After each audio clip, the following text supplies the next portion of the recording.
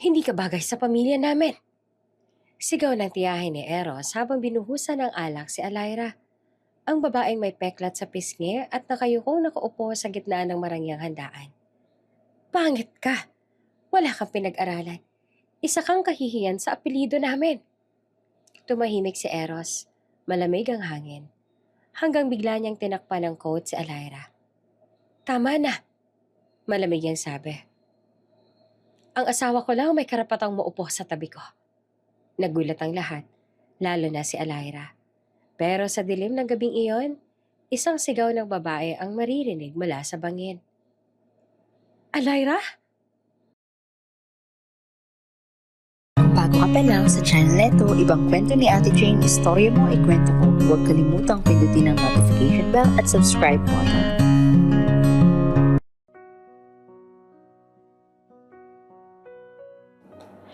Pagod na ako magmahal. Palagi na lang panlabas lang ang tinitingnan. Bulong ni Alyra habang nakatitig sa salamin. Nakakalat sa mesa ang mga makeup tools, prosthetics, at makapal na salamin na parang gamit sa teatro. Dahan-dahan niyang kinabit ang peking postiso. Inilagay ang peklat sa kaliwang pisngi at sinuot ang sobrang laking eyeglasses. Sa bawat hakbang, unti-unti niyang nilulunok ang dating siya. Ang dating kinahuhumalingan ng mga lalaki sa social media. Alyra, sigurado ka ba dyan? Tanong ni Bea.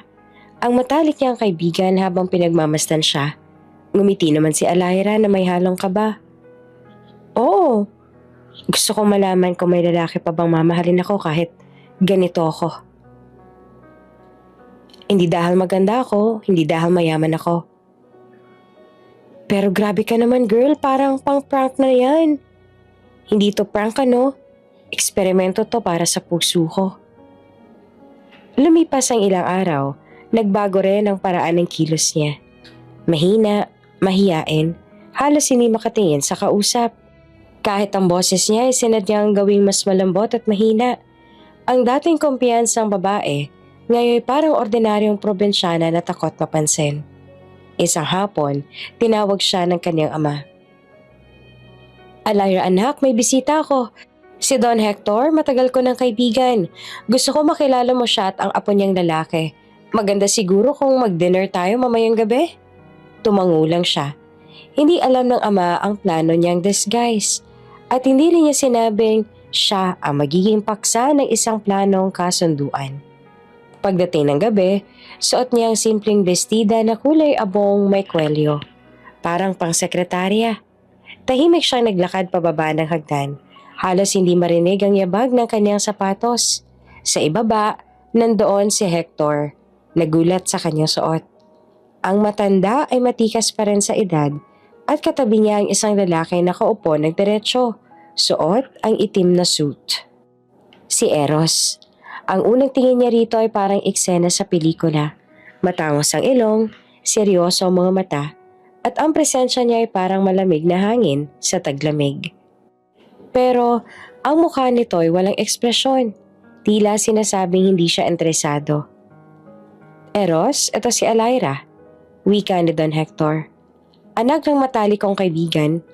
Magandang puso ng batang yan. Tumango lamang si Eros. Walang ngiti, walang emosyon. Good evening. Mahinang bati ni Alyra. Halos hindi makita sa likod ng makapal na salamin. Good evening. Malamig na sagot din ni Eros. Tahimik ang buong hapunan habang kumakain sila. Tanging ang tunog lang ng kubyertos at baso lang ang maririnig. Minsan sumulyap si Eros kay Alyra, hindi dahil naaakit, kundi dahil tila nagtataka kung bakit ganitong kabagal kumilos ang babae sa harap niya. Anong trabaho mo, Iha? Tanong ni Don Hector. Wala po sa ngayon. Gusto ko po sana magturo pero baka hindi po ako qualified. Hindi qualified? Sigurado ko bang hindi mo walang tinitinan ng sarili mo ng mababa? Sagot ng matanda. Ngumiti lang si Alyra. Pilit at mahina. Marami naman pong mas magaling sa akin. Tahimik naman si Eros pero bakas ang pag-aalinlangan sa mukha. Hindi niya alam kung anong iniisip ng babaeng ito. Walang makeup, walang kumpiyansa. Pero tila may tinatagong lalim. Pagkatapos ng hapunan, inalok siya ni Don Hector ng tsaa.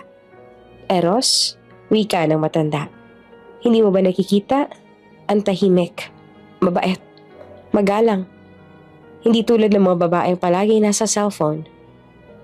Kung iyon po ang gusto niyo, Lolo. Malamig na sagot na lang ni Eros. Wala akong reklamo. Pag-uwi ni Alaira, bumagsak siya sa kama. Tinanggal niya ang salamin, ang postiso, at ang peklat. Napahinga siya ng malalim. Hindi siya impressed. Sabi ni Bea sa video call. Hindi rin ako nagulat. Sagot ni Alaira. Hindi ko naman to ginawa para magustuhan niya ako. Gusto ko lang makita kung kaya niya ako mahalin kahit walang ganda. Pero halata ako parang may spark kayo kahit konti lang. Biro pa ni Bea. Umiling na lang si Alaira. Hindi spark yun. Inis pa siguro. Kinabukasan habang naglalakad siya sa parke, may narinig siyang pamilyar na boses. Miss, naiwan niyo yung cellphone niyo sa mesa kagabi? Paglingon niya ay si Eros pala. Hindi ka katulad ng mga babaeng kilala ko. Bakit, sir? Mas gusto nalang makuha ang atensyon ko. Ikaw gusto mong magtago. Napayuko siya. Siguro dahil wala naman akong dapat na ipakita. Sandaling natahimik si Eros. Interesting answer. Tangi na sabi nito bago niya nalampasan.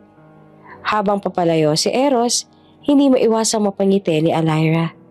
Sa kabila ng malamig nitong ugali, may kakaibang tensyong bumabalot sa tuwing nagtatagpo ang kanilang mga mata.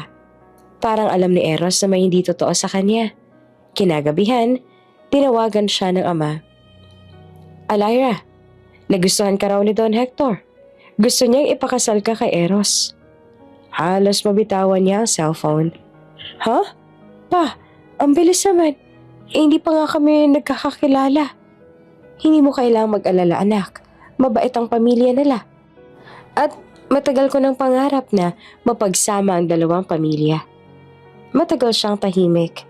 Sa isang bahagi ng puso niya natatakot siyang makulong sa kasunduang hindi niya hiniling. Pero sa kabilang banda, ito na rin ang pagkakataong subukan kung may lalaki pa bang mamahalin siya kahit anong itsura niya. Kung yan ang gusto niyo pa, susubukan ko. Sagot niya sa wakas. Nang ibinaba niya ang telepono, tumingin siya sa salamin. Ang babae nakatingin pabalik sa kanya ay hindi na si Alaira na kilala ng mundo. Simula bukas, bulong niya. Ako na si Alaira, ang babaeng walang ganda. At doon ko malalaman kung may lalaki ba talaga makakakita pa rin ng tunay kong halaga. Habang pinapatay niya ang ilaw, hindi niya alam na sa kabilang bahagi ng lungsod, si Eros ay nakatingin sa litrato nilang dalawa sa hapunan. Hindi niya alam kung bakit, pero may kakaiba sa babaeng yon. Tahimik, payak, ngunit may mga matang parang may sikreto. At doon nagsimula ang kwento ng babaeng nagkunwaring pangit at ng lalaking malamig ang puso. Pero unti-unting naguguluhan kung bakit hindi niya makalimutan ng isang simpleng babae sa likod ng peklat. Tahimik ang buong sala nang dumating si Eros. Suot ang dark gray suit habang hawak ang dokumento ng kanilang kasal. Hindi pa man nagsisimula ang seremonya, ramdam na ni Alaira ang lamig ng paligid. Parang siya lang humihinga sa silid na puno ng mga taong walang emosyon. Ready? Tanong ni Don Hector. Nakangiti pero may bahid ng pagod sa mata. Tumango si Eros. Let's just get this over with. Tumikim si Lola Remedios, ang matandang babae na dahilan ng lahat. Eros, gawin mo to hindi dahil sa akin, kundi dahil deserve mo makasama ang babaeng magpapakalma sa puso mo. Ngunit ang sagot ni Eros ay simpleng tango lamang. Walang kahit anong emosyon. Si Alaira naman tahimik lang nakatayo sa tabi niya. Suot ang simpleng puting bestida. Hindi ito katulad ng mga wedding gown sa magazine. Walang borda, walang palamuti. Pero sa kabila ng simpleng anyo, maganda pa rin siyang tingnan. Sa ilalim ng kanyang makapal na salamin, halata ang kaba. I, Eros de la Vega, take you, Alyra. Malamig niyang binigkas sa parang binabasa lang ang kontrata. I take you too. Mahina namang sagot ni Alyra. Nang matapos ang seremonya ay walang halik, walang yakap. Tanging palakpak ng ilang pamilya lang ang umalingaw. At sa gitna ng mga ngiti ng mga kamag-anak ni Eros, si Alyra ay parang estatwang hindi sigurado kung anong parte ng buhay niya ang nagbago. Pag-uwi sa mansyon, unang beses silang nagharap ng walang ibang tao. This is your room. Malamig na sabi ni Eros habang tinuturo ang isang pintuan sa dulo ng hallway. Mine's at the end. Don't go unless it's important. Tumango si Alyra. Okay. May mga kasambahay. Kung may kailangan ka, sabihin mo sa kanila. I don't like noises. And please don't expect anything from this marriage. Tahimik siyang nakatingin. Hindi siya makapagsalita. Ang tinig ni Eros ay parang yelo. Diretso, walang init. Walang pakialam. Alam ko naman. Mahinang tugon niya. Naiintindihan ko ang kasunduan lang to. Tumango naman si Eros. Good. Then we'll get along just fine. Sa mga sumunod na araw naging routine ang buhay ni Alyra. Gigising na maaga, kakain mag-isa sa almusal, tapos maglalakad sa hardin habang pinapanood ang mga ibon. Sa gabi madalas siyang marinig ang pintig ng orasan sa sala. Tanda na si Eros ay gising pa rin, nagtatrabaho sa study room. Minsan, nagdala siya ng kape sa opisina nito. Eros, gusto mo ng kape? Hindi siya nilingon ni Eros. Just leave it there. Okay. Paglabas niya ay narinig niya na pabuntong hininga si Eros. You don't have to act like a maid, Alyra. You're my wife. At least on paper. Napahinto siya saglit. Hindi naman ako umaarte. Sanay lang ako magpakita ng respeto. Tumingin naman si Eros sa kanya. Unang pagkakataon na nagtagpo ang kanilang mga mata. Respect, huh? I wonder if you still say that when you realize what kind of man I am. Kinabukasan, dumating ang ilang bisita. Mga board members ng kumpanya ni Eros. Habang naglalakad siya sa hallway, narinig niyang pinag-uusapan siya. Yan ba yung napangasawa ni Eros? Bulong ng isa. Ang layo naman sa mga dati niyang girlfriend ah. Akala ko ba artista? Nako, baka mayaman din yan. Napayuko lamang si Alyra. Ngumiti. Hindi siya sanay na husgahan, pero dahil sa disguise niya, masakit pa rin marinig. Pagbalik niya sa silid, nakita niya nakatayo si Eros sa pintuan, nakikinig. Don't mind them, sabi nito na hindi malang lumingon. They're shallow. Ngumiti pa siya na mahina. Hindi naman ako nasaktan. Sanay na akong hindi maganda sa paningin ng iba. Tumalikod si Eros. But still, you shouldn't let people walk over you. Bakit? May karapatan ba ako ipagtanggol ang sarili ko kung alam kong totoo naman ang sinasabi nila? Saglit na natahimik si Eros. You're strange. Ngumiti siya. Baka dahil hindi ako sanay sa malamig na mundo mo. Mula noon, napansin niyang paminsan-minsan, si Eros ay tumitingin sa kanya mula sa malayo. Habang nag-aalmusal siya o habang nagdidilig ng halaman sa hardin. Parang may gustong sabihin. Pero, laging nauudlot. Isang gabi habang umuulan, bumalik siya mula sa kusina, bitbit ang tray ng mainit na tsaa. Nakita niyang nakatulog si Eros sa study room. Nakasandal sa sofa, hawak pa rin ang laptop. Dahan-dahan niyang inilapag ang tray at tinakpan ng kumot ang lalaki. Tahimik niyang tinitigan ang mukha nito. Maputi, matangos, pero halatang pagod. Sa ilalim ng malamig na anyo, naroon ang lalaking hindi pa marunong magpahinga. Kung alam mo lang, Eros, bulong niya. Hindi ko naman intensyon na guluhin ka. Gusto ko lang malaman kung kaya mo ako mahalin, kahit ganito ako. Ngunit hindi niya alam, gising na si Eros. Hindi ito gumalaw. Piniling magkunwaring tulog. Narinig niya ang bawat salitang binitiwan ni Alyra. At sa hindi niya maipaliwanag na dahilan, may kirot sa dibdib niya.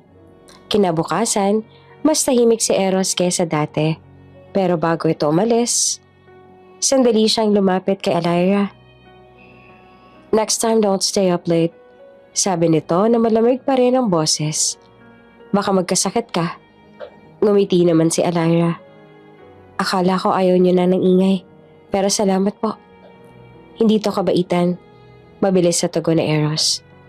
"I don't like liabilities." Tumango lamang siya. Hindi sumagot, pero sa loob-loob niya, alam niyang kahit papaano'y unti-unti na natutunaw ang pusong yelo ng lalaking tinatawag nilang Cold CEO. At sa mga sandaling iyon, sa pagitan ng katahimikan at lamig, nagsisimula ng tumibok ang dalawang pusong parehong takot magmahal muli. Tahimik ang mansyon ni Eros, kahit gaano ito kalaki. Parang kulungan para kay Alyra. Malamig, marangal pero walang buhay. Ang bawat tunog ng orasan sa dingding ay paalala na mag-isa lang siya. Tuwing umaga, sabay silang nag-aalmusal. Pero ni minsan ay hindi nagtagal si Eros sa mesa. Lagi ito nagmamadali. Hawak ang cellphone at kasabay ng kape ay ang tunog ng mga tawag at email.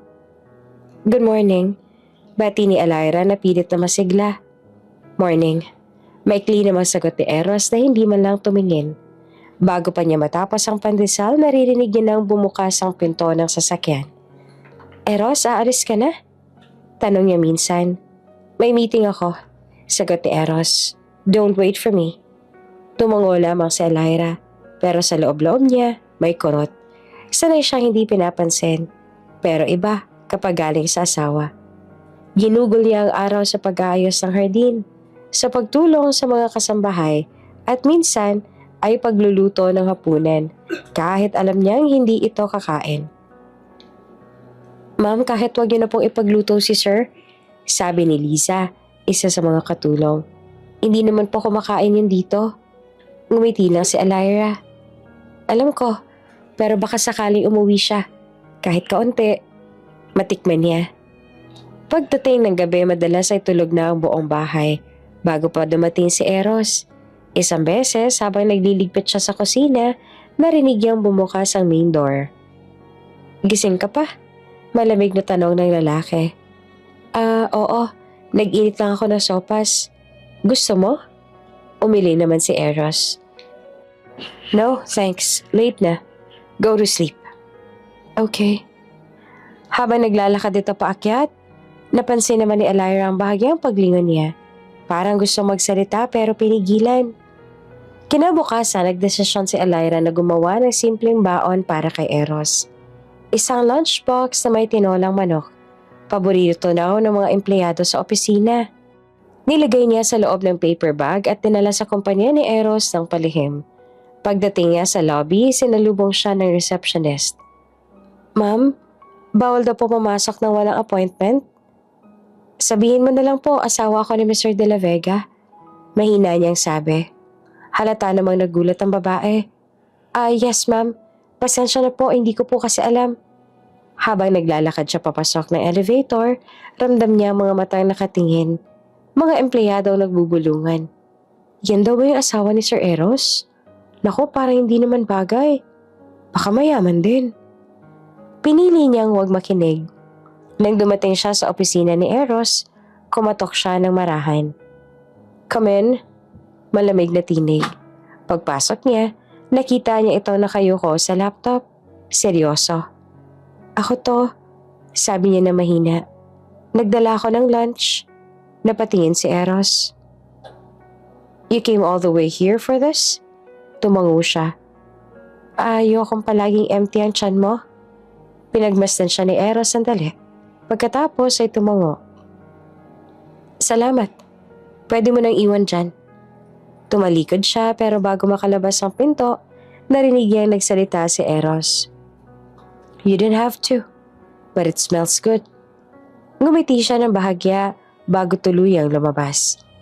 Kinagabihan pag uwi ni Eros, napansin ni Alyra ang lunchbox sa mesa. Malinis, walang tira. At sa ibabaw nito, may maliit na sticky note. "Thanks for the meal." Ngumiti siya. Maliit lang pero sapat na yon para bumalik ang tibok ng kanyang puso.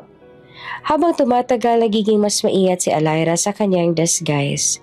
Mahirap itago ang peking postiso, lalo na kapag kakain sila ng sabay. Isang gabi, halos mahulog ito habang kumakain. "Are you okay?" Tanong ni Eros ay napakunot ang noo. "Ah, oo.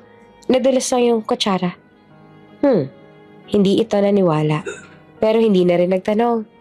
Sa mga susunod na araw, napansin naman ni Alyra na madalas siyang mahuli ni Eros na tinititigan sa dining area, sa veranda, minsan pati sa hallway. "Bakit mo ko tinitingnan?" Tanong niya minsan, kalahating biro. "Oh, wala," sagot naman ni Eros. "Parang may kakaiba kasi sa'yo." "Oh, anong kakaiba?" "Hindi ko alam. You're not like how you appear." Napatawa si Alyra ng pilit. Siguro kasi nakapustiso ako." Pero hindi na ngumiti si Eros. Tila may gusto pa itong sabihin pero umiling lang at umalis. Minsan nakita niya ito nakatayo sa harap ng bintana. Hawak ang tasa ng kape. Tahimik na nag-iisip. Lumapit siya, naglakas loob. "May iniisip ka?" "Marami." "Gusto mo bang makinig ako?" "Hindi mo maiintindihan." "Subukan mo ako," sagot niya. Napatingin naman si Eros at saglit na tumitig sa kanya. "Hindi ako sanay sa ganitong buhay. Tahimik, may kasamang tao. Pero parang mag-isa pa rin. Hindi ko alam kung paano magmahal ng totoo." "Baka hindi mo lang alam kung kailan ka nagsimulang matakot," mahinang sabi ni Alyra. Tumingin si Eros sa kanya. May gulat at biglang lambing sa mga mata. Pero bago pa makasagot, tumunog ang cellphone nito. "I have to go," sabi niya at naglakad palayo. Pag alis ito ay napahawak si Alyra sa dibdib. Ramdam niyang unti-unti nang nagbabago ang titig ng lalaki. Hindi na puro lamig, may halong kuryosidad. Ngunit sa bawat pag-init ng presensya ni Eros, mas lalo siyang nahihirapan. Kada gabi tinatanggal niya ang postiso at ang peklat bago matulog. Pero bago sumikat ang araw, kailangan niyang isuot itong muli. "Hanggang kailan ko kaya gagawin to?" bulong niya sa sarili. Sa labas ng kwarto, si Eros ay nakatayo sa hallway. Nakikinig sa mahinang boses mula sa loob. Hindi niya maintindihan, pero ramdam niya na may tinatago ang babaeng ito. At sa malamig na bahay na matagal nang walang init ng pamilya, may kakaibang apoy na unti-unti sinisindihan ni Alyra. Isang apoy na maaaring magpabago sa lalaking akala niya ay bato. Ang malaking chandelier sa gitna ng dining hall ay kumikislap sa bawat ilaw. Gintong kubyertos, kristal na baso, at mamahaling pinggan, parang nasa museo ng mga mayayaman. Doon gaganapin ang unang family dinner na dinaluhan ni Ira bilang opisyal na asawa ni Eros. Tahimik siyang umupo sa tabi ng asawa. Ang kaniyang makapal na salamin, halos takpan na ng kalahati ng mukha. At ang peking postiso ay medyo nakakapagpabago ng tono ng kaniyang boses. Pinagandaan niya ang gabing ito, ngunit iba pala ang kaba kapag kaharap mo na ang mga taong sanay tumingin mula ulo hanggang paa. So ikaw palang pinakasalan ng pamangkin ko?" Tanong ng isang babaeng nasa dulo ng mesa. Si Tia Valeria, ang paboritong tiyahin ni Eros na kilala sa pagiging mapanghusga. Ang mga mata nito parang scanner na sinusuri ang bawat detalye ni Alyra. "Hindi ko alam na may taste ka pala sa mga simple." Natawang isang kamag-anak. "Simple? Parang sobra ng word ang simple, Ate Valeria. Mas bagay siguro ang plain?" Tahimik si Alyra. Pinilit niyang umiti kahit ramdam na ramdam ang init ng hiya sa pisngi niya. Napatingin siya kay Eros na abala sa paglalagay ng wine. Wala itong reaksyon. Parang wala lang. "Magandang gabi po." Mahinahon niyang bate. "Salamat po sa pag-imbita." "Hindi ka dapat nagpapasalamat agad."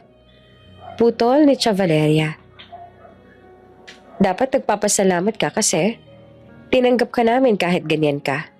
Hindi kasi lahat ng babae nagkakaroon ng ganyang pagkakataon." Tumingin ito sa paligid. Hindi ko akalain na apo ni Don Hector mag-aasawa ng... Sandaling huminto siya, tsaka ngumisi. Mukhang tagabantay ng library. Natawa mga pinsan ni Eros. Pinagtatawanan ng makapal niyang salamin at ang maayos pero luma niyang bestida.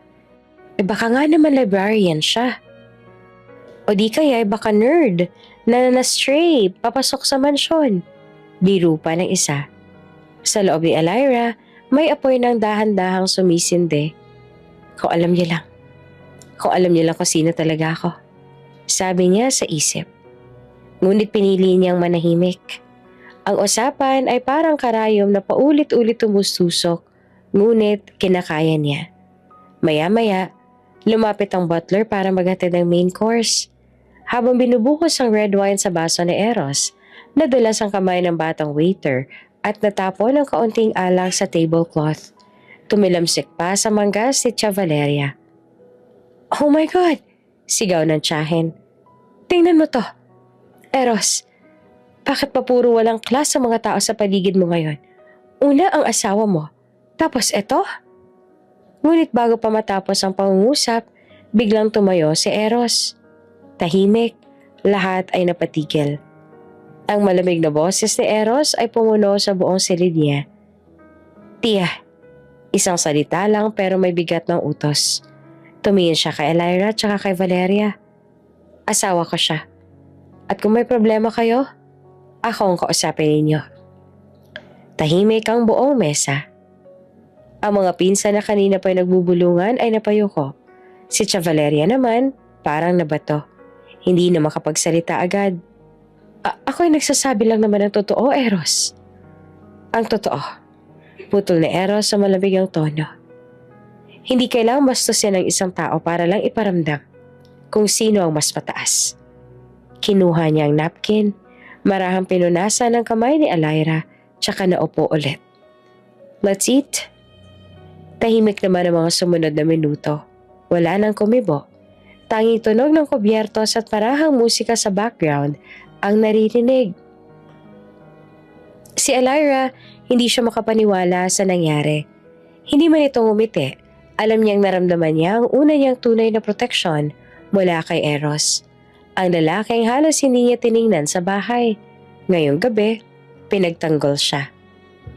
Habang kumakain, paminsan-minsan niya nakikita si Eros na seryoso nakatingin sa plato. Pero napansin din niyang mas madalas itong tahimik ngayon. Parang nag-iisip. Bakit ko ginawa yun? Marahil ay yun ang iniisip ng asawa niya. Sa loob ni Elira, may kakaibang init na nagsimula. Hindi ito pagmamahal. Hindi pa. Pero ito na siguro ang simula ng pag-asa. Matapos ang hapunan, nagpaalam na ang lahat. Si Eros at Elira ay naglakad palabas ng dining hall. Hanggang sa makarating sila sa veranda, tahimik pa rin si Eros. Pero tumigil ito saglit. Humarap sa kanya. "Don't think too much of it." Malamig pa rin ang boses nito. "I just don't tolerate disrespect." Ngumiti si Elira. Kahit alam niyang iyon lang gusto niyang ipahiwatig. "Salamat pa rin." Mahinahon niyang sagot. Pagbalik nila sa loob, napatingin si Eros sa kanya na hindi inaasahan. Sa ilalim ng dilaw na ilaw ng hallway, nakita niya ang bahagyang lungkot ngunit may tapang sa mga mata ni Elira. At sa kauna-unahang pagkakataon, hindi niya ito nakita bilang plain woman. May kung anong kakaiba sa simpleng babae na tahimik lang kanina sa gitna ng kahihiyan. Isang uri ng dignidad na bihira niyang makita. Pagkatapos ng gabing iyon, walang nagsalita tungkol sa insidenteng nangyari. Ngunit sa loob ng puso ni Elira, alam niyang may nabago. Hindi pa man niya tinatanggal ang kanyang disguise. Parang unti-unti nang nakikita ni Eros ang babaeng matagal niya nang tinatago. Ang totoong siya. At sa malamig na bahay na yon, nagsimulang pumasok ang unang sinag ng init. Isang sulyap ng pag-asa na baka, sa kabila ng lahat, hindi niya kailangang magkunwari habang buhay. Tahimik ang buhay sa mansyon matapos ang insidente nangyari sa family dinner.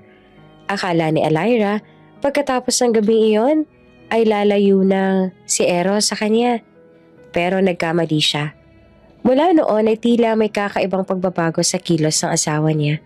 Hindi man mainit, pero ramdam niyang mas pinapansin siya nito. Isang umaga, habang nag-aalmusal sa mahabang mesa, napansin ni Alyra ang pagbulong na tawa ng dalawang kasambahay sa sulok. "Tingnan mo yung pustiso ni Ma'am. Parang maluwag," sabi ng isa sabay tawa. Kawawa naman si Sir Eros, kagigising lang tapos yan ang makikita niya sa umaga. Hindi na kumibo si Alyra. Kunwari, hindi narinig. Sanay na siya sa mga ganong bulong, pero sa loob-loob niya kumikirot pa rin. Habang binubuksan ni Eros ang dyaryo, marahan nagsalita ito na hindi tumitingin. "Kung may problema kayo sa pustiso ng asawa ko, sabihin niyo sa akin ng diretsyo. Hindi yung parang may palengke rito." Natahimik ang buong dining area. Yumuko mga kasambahay at nagmadaling umalis.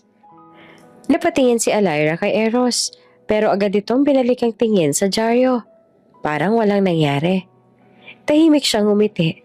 Hindi niya inaasahan ang ganoong klase ng pagtatanggol. Simple, pero totoo. Kinahapunan, naglakad siya sa hardin para magpahangin. Doon niya nakita si Lola Remedios, nakaupo sa duyan at nakatingin sa mga rosas. "Magandang hapon po, Lola." Magalang na bati ni Alyra. Ngumiti ang matanda. "Iha, pasensya ka na sa mga kamag-anak namin. Hindi lahat ay marunong tumingin sa puso." Napayuko si Alyra. "Ayos lang po. Alam ko pong hindi ako bagay sa mundong ginagalawan nila." "Hindi totoo yan. Alam ko ang totoo." Tugon ng matanda. Sabay hawak sa kamay niya na nakangiti. Minsan, ang mga taong tahimik ang may pinakamatinding tapang. Habang nag-uusap sila, nakamasid si Eros mula sa veranda. Tahimik lang siya nakatingin sa paraan ng pagngiti ni Alyra. Sa kabaitang hindi nito kailanman ipinagmayabang. Hindi niya alam kung bakit, pero parang may mabigat na bagay sa dibdib niya tuwing nakikita niyang nilalait o binabaliwala ito ng iba. Kinagabihan, nagkaroon ng maliit na pagtitipon sa bahay dahil dumating si Don Hector. Dumalo rin ang mga tiyahin ni Eros, mga babaeng matatalas ang dila. Habang nagkakatuwaan, biglang sumingit si Tia Leticia. "Alyra, iha, simula nito, bakit hindi ka nalang mag-aral ng etiquette? Para hindi mahirapan ang pamilya sa mga public gatherings." Tumaas ang kilay ng isa pa, si Tia Corazon. "Oo nga. At baka naman may makitang mag-aayos ang pustiso mo. Para naman presentable kang tingnan sa tabi ng pamangkin ko." Tahimik si Alyra. Gusto niya nang tumayo, pero pinigilan niya ang sarili. Sa loob-loob niya, gusto niya nang sumigaw. Kung alam niya lang kung ano talagang mukha ko. Kung alam niya lang kung gaano ko pinilit na maging babute kahit sa mga pang-uuri ninyo. Pero bago pa siya makasagot, tumayo si Eros. Malamig ang boses. "Enough." Tumigil ang tawanan. "Kung hindi niyo kayang irespeto ang asawa ko, huwag na kayong bumalik dito." "Eros, we were just joking." Tangka ni Tia Corazon. Pero pinutol niya ito. Hindi nakakatuwa ang ganitong biro. Tahimik ang lahat, pati si Don Hector tumikim. Pilit na binago ang usapan. Si Alyra hindi makapaniwalang ipinagtanggol na naman siya ni Eros. Pagkatapos ng gabing iyon, naglakad si Alyra palabas ng balcony para makalanghap ng hangin. Dumating si Eros, tahimik lang, hawak ang isang baso ng tubig. "Umiwas ka sana sa kanila kapag kaganon," sabi nito at hindi tumingin. Napayuho siya. "Pasensya na." Hindi naman agad sumagot si Eros. Pagkatapos ng ilang segundo ay marahan niyang sinabi, "Hindi mo kailangang humingi ng tawa dahil sa kabutihan mo." Napatingin si Alyra. Naka-side view lang si Eros. Nakatingin sa malayo. Pero ramdam niyang totoo ang bawat salita. "Eros?" Mahinang tawag niya. "Wala yon," sagot niya agad. Sabay lakad palayo. Pero bago pa siya tuluyang makalayo ay nagsalita ito ulit. "Next time, huwag mo hayaang apihin ka. Hindi mo kailangang palaging tahimik." Naiwan si Alyra. Nakatingin sa likuran ni Eros na habang unti-unting lumalayo ito. Sa puso niya, May kumikirot at may umuusbong na bagong damdamin. Hindi na lang utang na loob, kundi paghanga. Kinabukasan habang nag-aayos ang bulaklak sa sala, narinig niya si Eros sa phone. "Cancel my meeting. I'll stay home today." Napalingon si Alyra. Halos hindi siya makapaniwala. Noon lang nangyari iyon. Ng CEO na halos hindi nauubusan ng meeting, biglang magpapalipas ang araw sa bahay. Habang naglalakad si Eros palabas ng opisina, nagtagpo ang tingin nila. "Magandang umaga." Bati ni Alyra na mahina ang boses. Tumango naman si Eros. "Good morning." At sa unang pagkakataon, ngumiti siya. Hindi pilit, hindi malamig, kundi totoo. Maikli lamang ang sandaling iyon pero sapat na para maramdaman ni Alyra na sa likod ng katahimikan ni Eros, may puso ring marunong mag-alaga. Kahit hindi pa niya ito tuluyang inaamin. Malaki ang selebrasyon sa mansyon ng mga De La Vega. Ang mga chandelier ay kumikislap. May banda sa gilid at puno ng bisita ang hardin. Birthday ni Lola Remedios de la Vega at lahat ng kilalang pamilya sa lungsod ay naroon. Tahimik lamang si Alyra Villarreal de la Vega sa gilid ng mesa. Nakabisida ang kulay white pearl. Simple ngunit elegante. Habang inaayos niya ang mga bulaklak sa centerpiece, naramdaman niya ang mga matang nakatingin sa kanya, mga kamag-anak ni Eros, na hindi pa rin siya tanggap. Lumapit si Eros de la Vega, nakasuot ng dark blue suit. "Lola wants to see us together," sabi nito na malamig ang tono. Tumango lamang si Alyra. "Sige, sandali lang." Pagharap nila sa sala ay ngumiti si Lola Remedios, ang haligi ng pamilya. "Apo, buti't magkasama kayo. Ang ganda ni Alyra ngayong gabi," sabi nito sabay hawak sa kamay ni Alyra. Ngumiti naman siya. "Maraming salamat po, Lola." Pero hindi pa man sila nakakalayo ay biglang may dumating na bisitang nagpatigil sa lahat ng usapan. Isang matangkad, mistisang babae ang pumasok. Nakapula siyang bestida, may kumpiyansa sa bawat hakbang. Lahat ng mata ay napatingin sa kanya. Si Serena Smith. Tahimik lamang si Eros. Halos hindi siya makapagsalita. "Eros," mahinang sabi ni Lola na halatang naggulat. "Akala ko nasa Europe ka pa, iha." Ngumiti naman si Serena.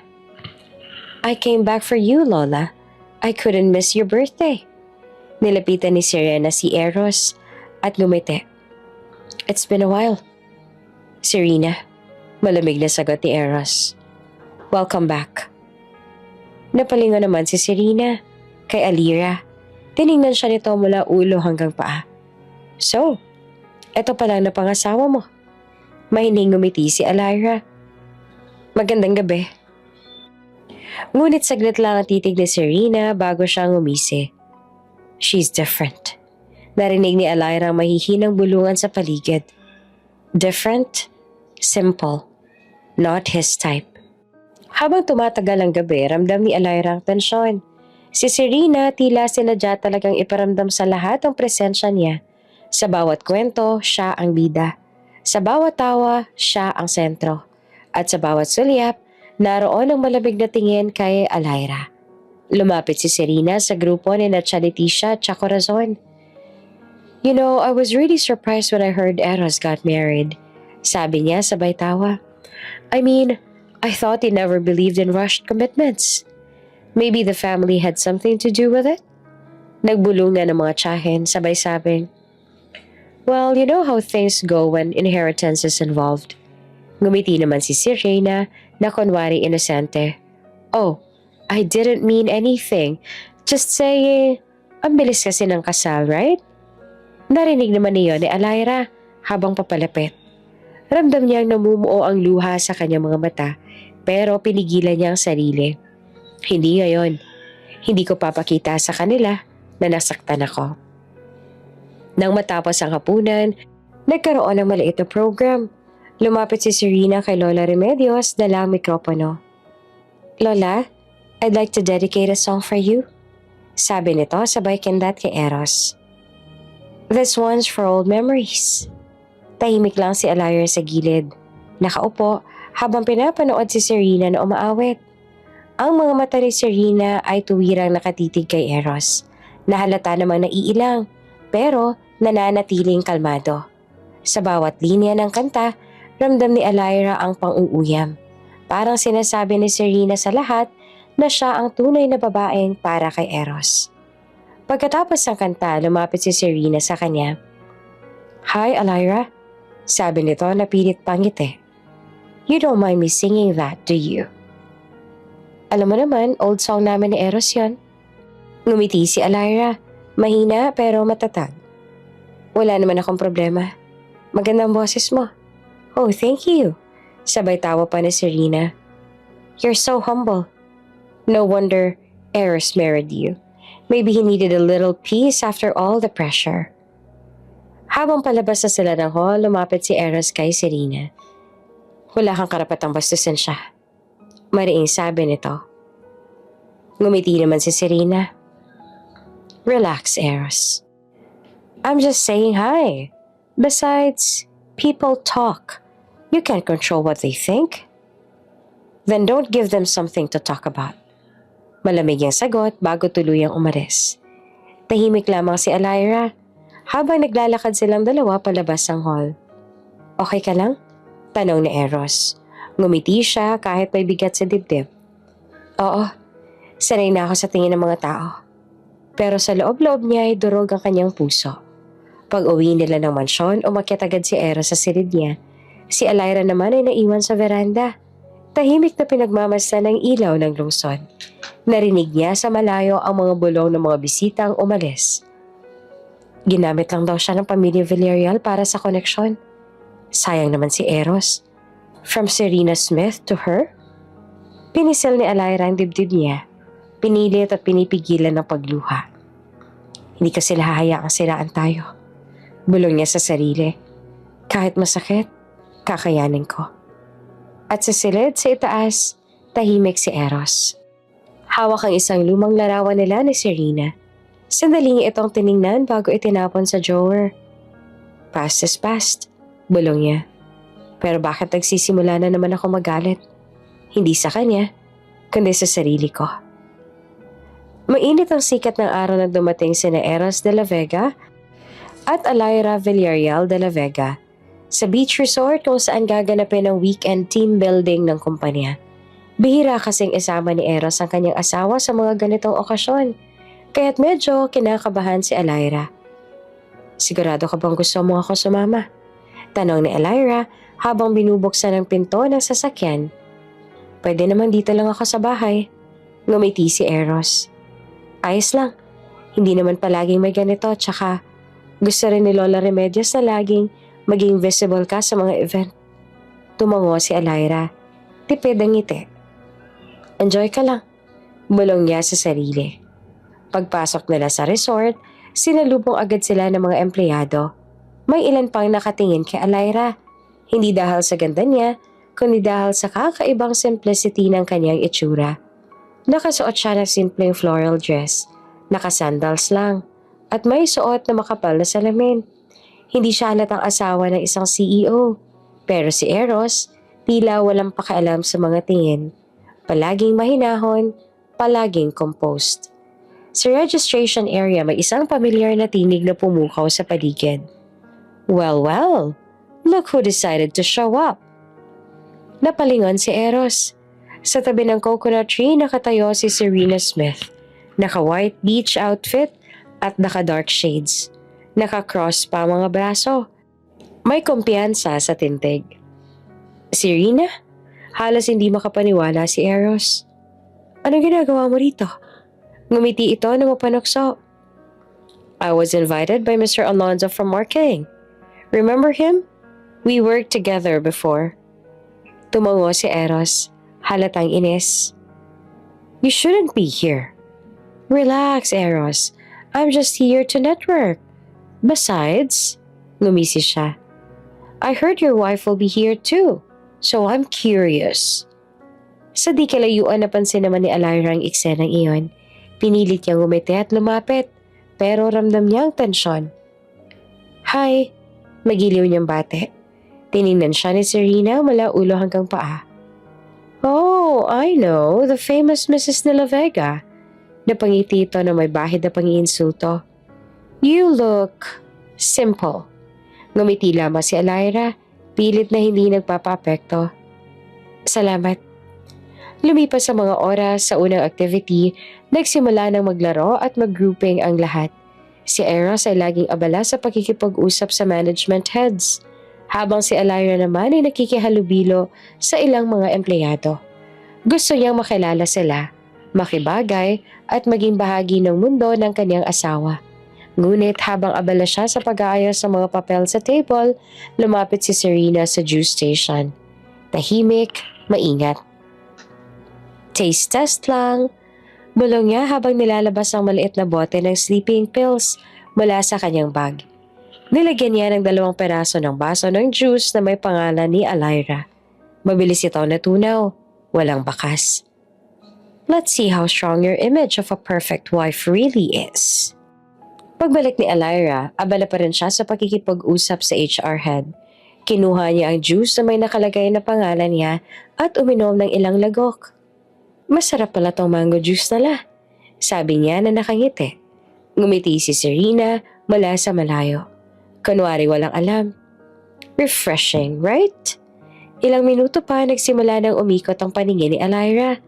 Parang biglang nagbago ang paligid. Ang liwanag ng araw ay tila masyadong maliwanag at ang mga tunog ng tawanan ay parang lumalabo. Hinawakan niya ang ulo niya, pinipigilan ng hilo. Mrs. De La Vega, okay lang po ba kayo? Tanong ng isang staff. Ngumiti pa siya ng pilit. Oo, baka gutom lang ako. Lalabas lang ako sandali para magpahangin. Tahimik siyang tumayo, iniwan ang mesa, at naglakad patungo sa garden area. Hindi siya pinansin ng marami dahil abala ang lahat sa laro. Ngunit sa bawat hakbang, parang bumibigat ang katawan niya. Ramdam niyang lumalambot ang tuhod niya at ang hangin ay biglang bumigat sa paligid. Sa dulo ng pathway, tumigil siya, humawak sa railings ng gazebo at huminga ng malalim. Bakit ganito ang pakiramdam ko? Parang inaantok ako ng sobra. Nilapat niya ang kamay sa dibdib. Sinubukang pakalmahin ang kabog ng puso. Ang mga mata niya ay dahan-dahang bumabagsak at halos hindi niya na marinig ang mga alon ng dagat sa di kalayuan. Sa loob, napansin ni Eros sa tahimik lang si Alira. Napakunot ang noon niya. Nasaan si Alira? Tanong niya sa isang staff. Lumabas po siya, sir, parang nahilo daw yata. Agad siyang tumayo. Kita ang pag-aalala sa mukha. Nahilo? Kanina pa ba? Mga 5 minuto na po. Mabilis siyang naglakad palabas ng hall. Sa di kalayuan, nakita niyang anyo ng asawa sa medyo masukal, malapit sa bangin. Nakahawak sa railings, nanginginig, at tila nawawala sa balanse. Alira! Sigaw niya sabay takbo.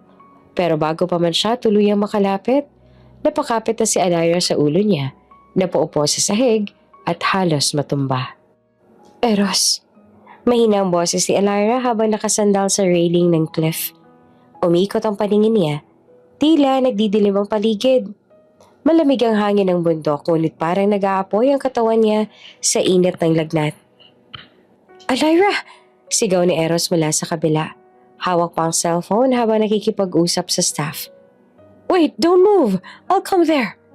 Ngunit huli na, napakapit si Alira sa metal railing. Ngunit dahil sa ulan ng nakaraang gabi, madulas ang lupa. Dumulas ang kanyang paa sa basang damo at bago pa siya makasigaw, naramdaman niyang bumigay ang lupa sa ilalim. Eros! Huling sigaw niya bago siya tuluyang nahulog. Tumakbo si Eros na parang mababaliw. Hindi niya alintana ang mga taong nagsisigawan sa likod. Ni hindi niya marinig si Serena na halos maputla na sa gulat. Ang tanging nasa isip niya lang ay ang mukha ni Alira. Ang babaeng ilang beses siyang tinaboy ngunit siya pa rin naiisip niya gabi-gabi. Hindi! Alira! Sigaw niya habang tumatakbo sa gilid ng bangin. Sa ibaba, mga sanga at bato ang sumalo sa katawan ni Alira. Sugatan siya, may dugo sa braso at noo. Ngunit, nakahinga pa. Mahina, pilit niyang iminulat ang mga mata. Eros, bulong niya. Halos hindi marinig. Mabilis na bumaba si Eros. Basag-basag ang tinig niya habang sigaw ng sigaw. Hanapin siya! Hanapin si Alyra! Nang makita niya ito ay nakahandusay na sa damo. Halos mawala na ng malay. Agad siyang lumuhod at kinuha ito sa bisig. Alyra, stay with me, please. Huwag ka matutulog. Nanginginig ang boses niya. Halatang hindi niya na mapigilan ang kaba. Alyra, hawakan mo ko. Sigaw niya na halos punit ang boses.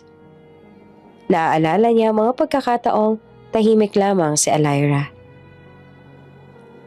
Ang paraan ng pangiti nito sa pagkainan kahit pinapahiya. Ang mga mata nitong puno ng kabaitan kahit hindi niya kailanman minahal noon. Hindi pwedeng ganito magtapos. Eros, huwag mo ko alalahanin, okay lang ako. Mahina niya namang sabi. Ngunit walang halos boses. Tumahimik ka, Alyra. Hindi ka pwedeng mawala sa akin. Sa isang huling hila, ginamit ni Eros ang buong lakas niya para maiangat si Alyra. Napadapa ito sa lupa, hingal na hingal, at si Eros ay halos mawala ng hininga sa sobrang tensyon. Umulan, parang sinabayan ng langit ang bigat ng eksena.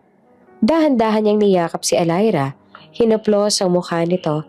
Malamig, maputla, at may mga gasgas sa braso. Dumilat si Alyra ng bahagya. Mahina ang boses. Eros, salamat. Huwag kang magsalita, okay?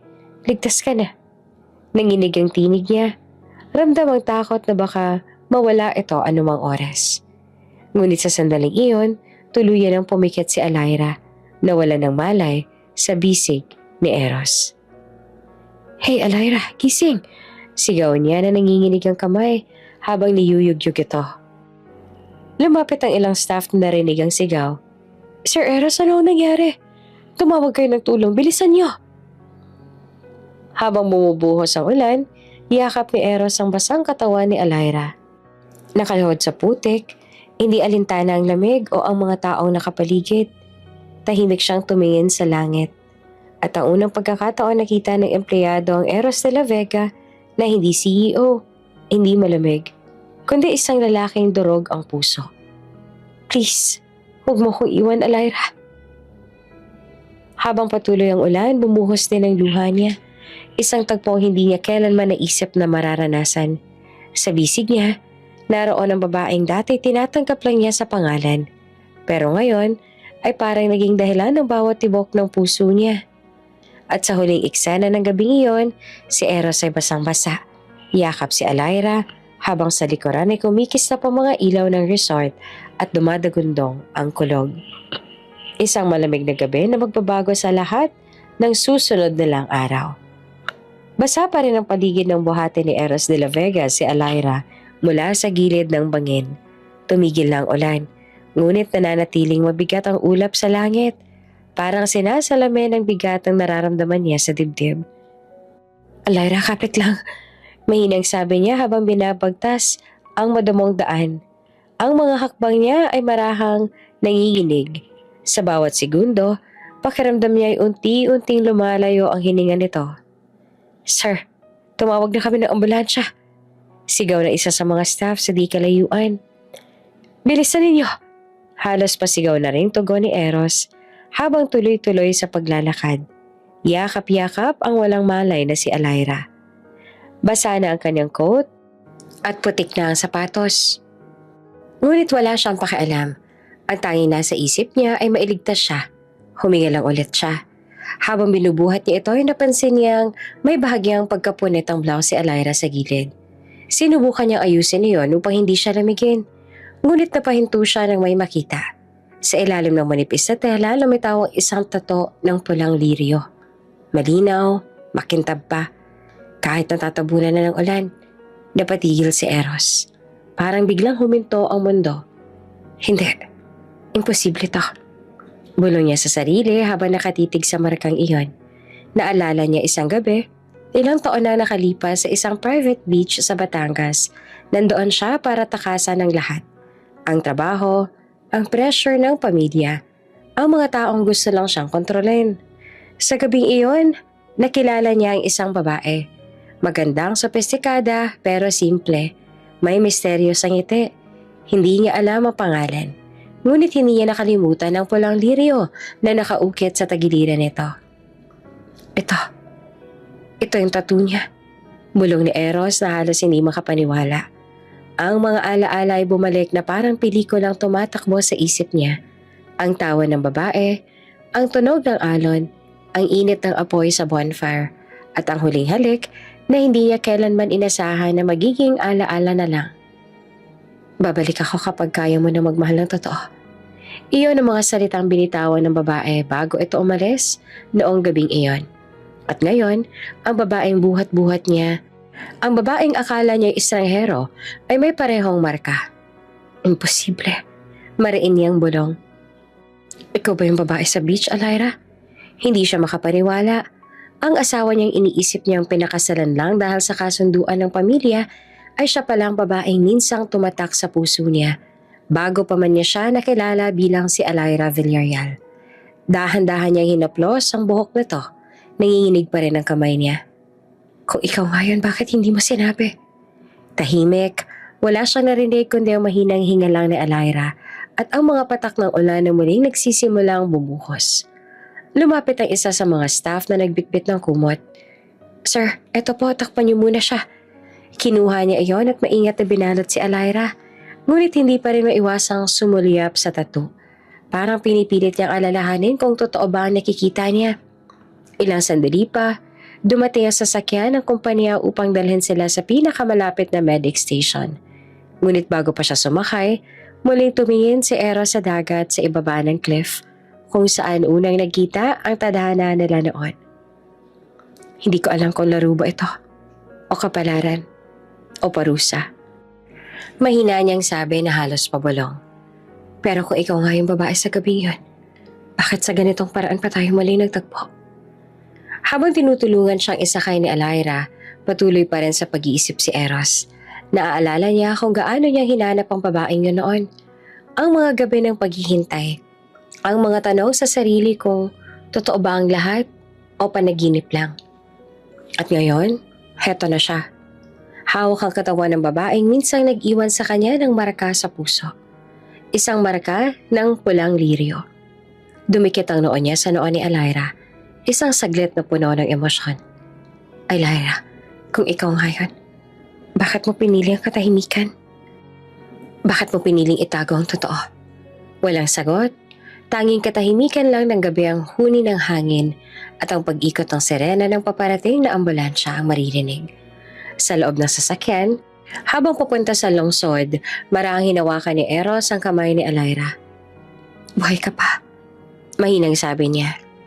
At ngayon kahit anong mangyari, hindi na kita pakakawalan. Sa tabi niya ay muling sumilip ang tattoo mula sa ilalim ng kumot. Ang pulang liryo, kumikislap sa ilalim ng ilaw ng sasakyan. At sa unang pagkakataon, matapos ang matagal na panahon, si Eros de la Vega ay muling nakaramdam ng takot. Hindi dahil sa pagkawala ng kontrol, kundi dahil natatakot siyang mawala ang tanging babae na kailanman ay hindi pa niya tuluyang nakikilala. Ngunit minahal niya na, noon pa man. Sa loob ng ospital, nagmamadali itinulak ng mga nurse ang stretcher ni Alyra papasok sa emergency room. Ang ilaw ng hallway ay malamlam, ngunit para kay Eros de la Vega, tila iyon ang pinakaliwanag na sandali ng kanyang buhay, sapagkat bawat segundo ay laban sa oras. Beep is dropping, prepare the oxygen. Sigaw ng isang doktor. Call for a neurologist, please, possible head trauma. Nakatayo lang si Eros sa labas ng ER, nakapamulsa. Nanginginig ang mga kamay, basa pa rin ang suot niyang coat. Nanginginig sa lamig at kaba. Hindi niya marinig ang sarili niyang paghinga. Tanging ang tibok lang ng puso niya ang paulit-ulit na kumakalampag sa tenga niya. Please, huwag mo yun. Huwag siyang kunin sa akin. Ilang sandali pa ay lumabas ang isang nurse.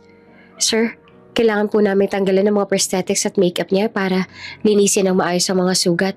May mga residue kasi sa humalo sa putik. Prosthetics at makeup? Tanong niya sa isip. Tumango lamang si Eros. Gawin ninyo ang kinakailangan. Habang pinagmamasdan niya sa loob sa pamamagitan ng glass window, unti-unti na ngang nilinis sa mga nurse sa mukha ni Alira. Dahan-dahan na lang tinanggal ang layer ng silicone, ang mga peking pimple, ang pinatigas sa balat na parang maskara, at unti-unting lumitaw ang isang ibang babae. Ang kutis ay maputi, makinis. Ang ilong ay matangos. Ang labi, rosa sa tila may sariling ningning, kahit walang kolorete. Ang mga pilikmata, mahaba at likas. Hindi na siya ang babaeng kilala ni Eros bilang pangit na asawa na pinilit lang niyang pakasalan dahil sa kasunduan. Ang babaeng nakahiga ngayon sa kama, iyon ang babaeng minsan niyang pinangarap. Ang babae sa beach. Ang babaeng may pulang liryo sa tagiliran. Naniga si Eros. Parang biglang nawala ang lahat ng tunog sa paligid. "Sir, okay na po siya. Stable na ang vitals pero comatose pa rin siya," sabi ng doktor. Kailangan pa niyang maobserbahan. Hindi siya sumagot. Hindi rin siya makagalaw. Ang mga mata niya ay nakatutok lang sa mukha ni Alira. Ang mukha na noon ay palagi niyang hinahanap sa alaala. Ngunit ngayon ay nasa harapan niya na. Totoo, humihinga, ngunit walang malay. Lumapit siya, mabagal. Parang natatakot na baka maglaho ulit ito kapag nilapitan niya. Pagdating niya sa tabi ng kama, maingat niyang hinaplos ang pisngi nito. Mainit, buhay, totoo. Diyos ko, mahina niyang sabi na halos pabulong. Ikaw nga talaga. Naaalala niya ang gabing iyon sa tabing dagat. Ang tawa ng babae, ang mga alon na sakse sa kanilang sandali, at ang pangakong binitawan nito bago siya umalis. Babalik ako kapag kaya mo nang magmahal ng totoo. Ngayon, heto siya. Bumalik nga, ngunit sa paraang hindi niya inaasahan. Bakit mo tinago? Bulong ni Eros habang pinagmamasdan ng bawat linya ng mukha ni Alira. Bakit mo pinaramdam sa akin na isa kang estranghero? Walang sagot. Tanging mahinang tunog lamang ng heart monitor ang pumapailan lang sa silid. At sa bawat tunog na iyon, parang sinasakal siya ng katotohanan na ang babaeng minamaliit noon, ang babaeng iniiwasan niya sa bahay, ay siya palang tanging babaeng hindi niya kailanman nakalimutan. May kumatok sa pinto, si Dr. Ramos. Lumapit at mahinang nagsalita. Sir, maari na ho kayo manatili dito kung gusto ninyo, pero kailangan niyo muna magpahinga. Wala pa tayong kasiguraduhan kung kailan siya magigising. Tumango lamang si Eros at umupo sa tabi ng kama. Pinagmasdan niya si Alira. Ang bawat pilik mata, ang bawat guhit ng mukha nito, ang mga kamay nito ang mahina. Ngunit nahawakan niya, may init pa rin dumadaloy. Alam mo ba kung ilang taon kitang hinanap? Mahina niyang bulong. Hindi ko alam kung sino ka. Pero kahit hindi kita nakalimutan, hindi ko alam na ikaw pala yon. Ikaw palang nasa tabi ko sa lahat ng panahon to. Nanginginig ang kanyang boses. May halong pagsisisi at takot. Naalala niya ako ilang beses niyang tinanggihan ng mga ngiti ni Alira. Kung paano siya insultuhin ng kaanak nito at sinaktan sa mga salita. Pinaniwala mo akong wala kang halaga. Marahang sabi niya, habang pinupunasan ng luha sa pisngi. Pero ngayon alam ko na kung sino ka. Parang gusto kong bumawi sa lahat nang di ko nasabi. Tumingin siya sa monitor. Stable, ngunit walang kamalay-malay. Kaya, dahan-dahan siyang yumuko at bumulong sa tenga ni Alira. Kung maririnig mo man ako, Alira, o kung ano man ang tunay mong pangalan, please, bumalik ka. Sandali siyang natahimik. Dahil ngayon alam ko na ang totoo. Ngayon ko lang ako handang magmahal ng totoo. Lumipas ang oras, dumilim ang labas, ngunit hindi umalis si Eros sa tabi ng kama. Pinagbasta niya ang babae na katulog ng payapa. Ang babae na minsan niyang binasag, ngunit ngayon ay tanging siya lang ang gusto niyang buuin muli. Sa gitna ng katahimikan ng silid, marahang kumapit ang mga daliri ni Alira sa kamay niya. Mahina, halos hindi maramdaman, pero totoo. Napasinghap si Eros. Alira, walang tugon, ngunit ang maliit na paggalaw na iyon ay sapat na para muling sumiklab ang pag-asa sa dibdib niya.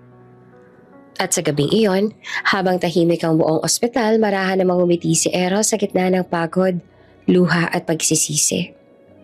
Hindi ako aalis ha? Bulong niya. Dito lang ako hanggang sa magising ka at makilala mo rin ako ulit. Sa tabi niya, ang pulang lirio sa tagiliran ni Alayra ay bahagyang lumitaw mula sa ilalim ng kumot. Tila paalala ng simula nila at ng katotohanan ngayon pa lang niya lubos na nauunawaan.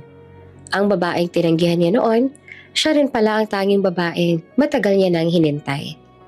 Tahimik ang buong silid, tanging tunog lang ng heart monitor at mahinang tuloy-tuloy na hininga ni Alayra ang bumabalot sa paligid. Ilang araw na rin siyang comatose at sa lahat ng gabing iyon wala ni isang sandali na iniwan siya ni Eros de la Vega. Nasa tabi pa rin siya, suot ang parehong itim na coat na halos hindi niya binababa. Ang buhok ay magulo, ang mga mata mapula sa puyat. Sa bawat tunog ng makina, parang may kasabay na pintig sa dibdib niya. Parang pinaparusahan siya ng bawat segundo ng katahimikan. Sa maliit na mesa sa tabi ng kama, nakapatong ang isang florera sa pulang lirio, ang paboritong bulaklak ni Alayra.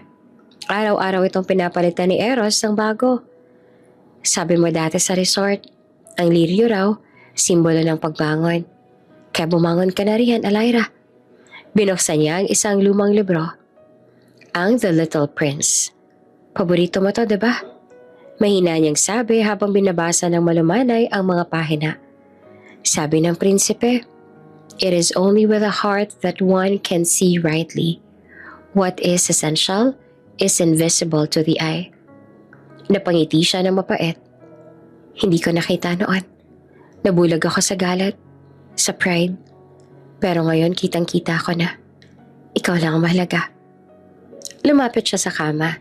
Inayos ang kumot ni Alayra at marahang inaplos ang mukha nito. Ang tagal ko na kunwaring wala akong nararamdaman. Lagi kong iniisip na kasunduan lang to, Alayra. Pero nang muntik kitang mawala. Huminga siya ng malalim. Pinigilan ng pagbasag ng boses. Doon ko lang na-realize kung gaano ako kalungkot sa buhay bago ka dumating. Tuwing gabi, doon siya natutulog sa maliit na sofa, nakasandal sa gilid ng kama. May mga pagkakataong nagigising siya sa sobrang kaba. Agad siyang tatayo at titingnan ng monitor. Sisiguraduhin maayos pa rin ang tibok ng puso nito. At tuwing ganon, muli niyang mahahawakan ang kamay ni Alayra.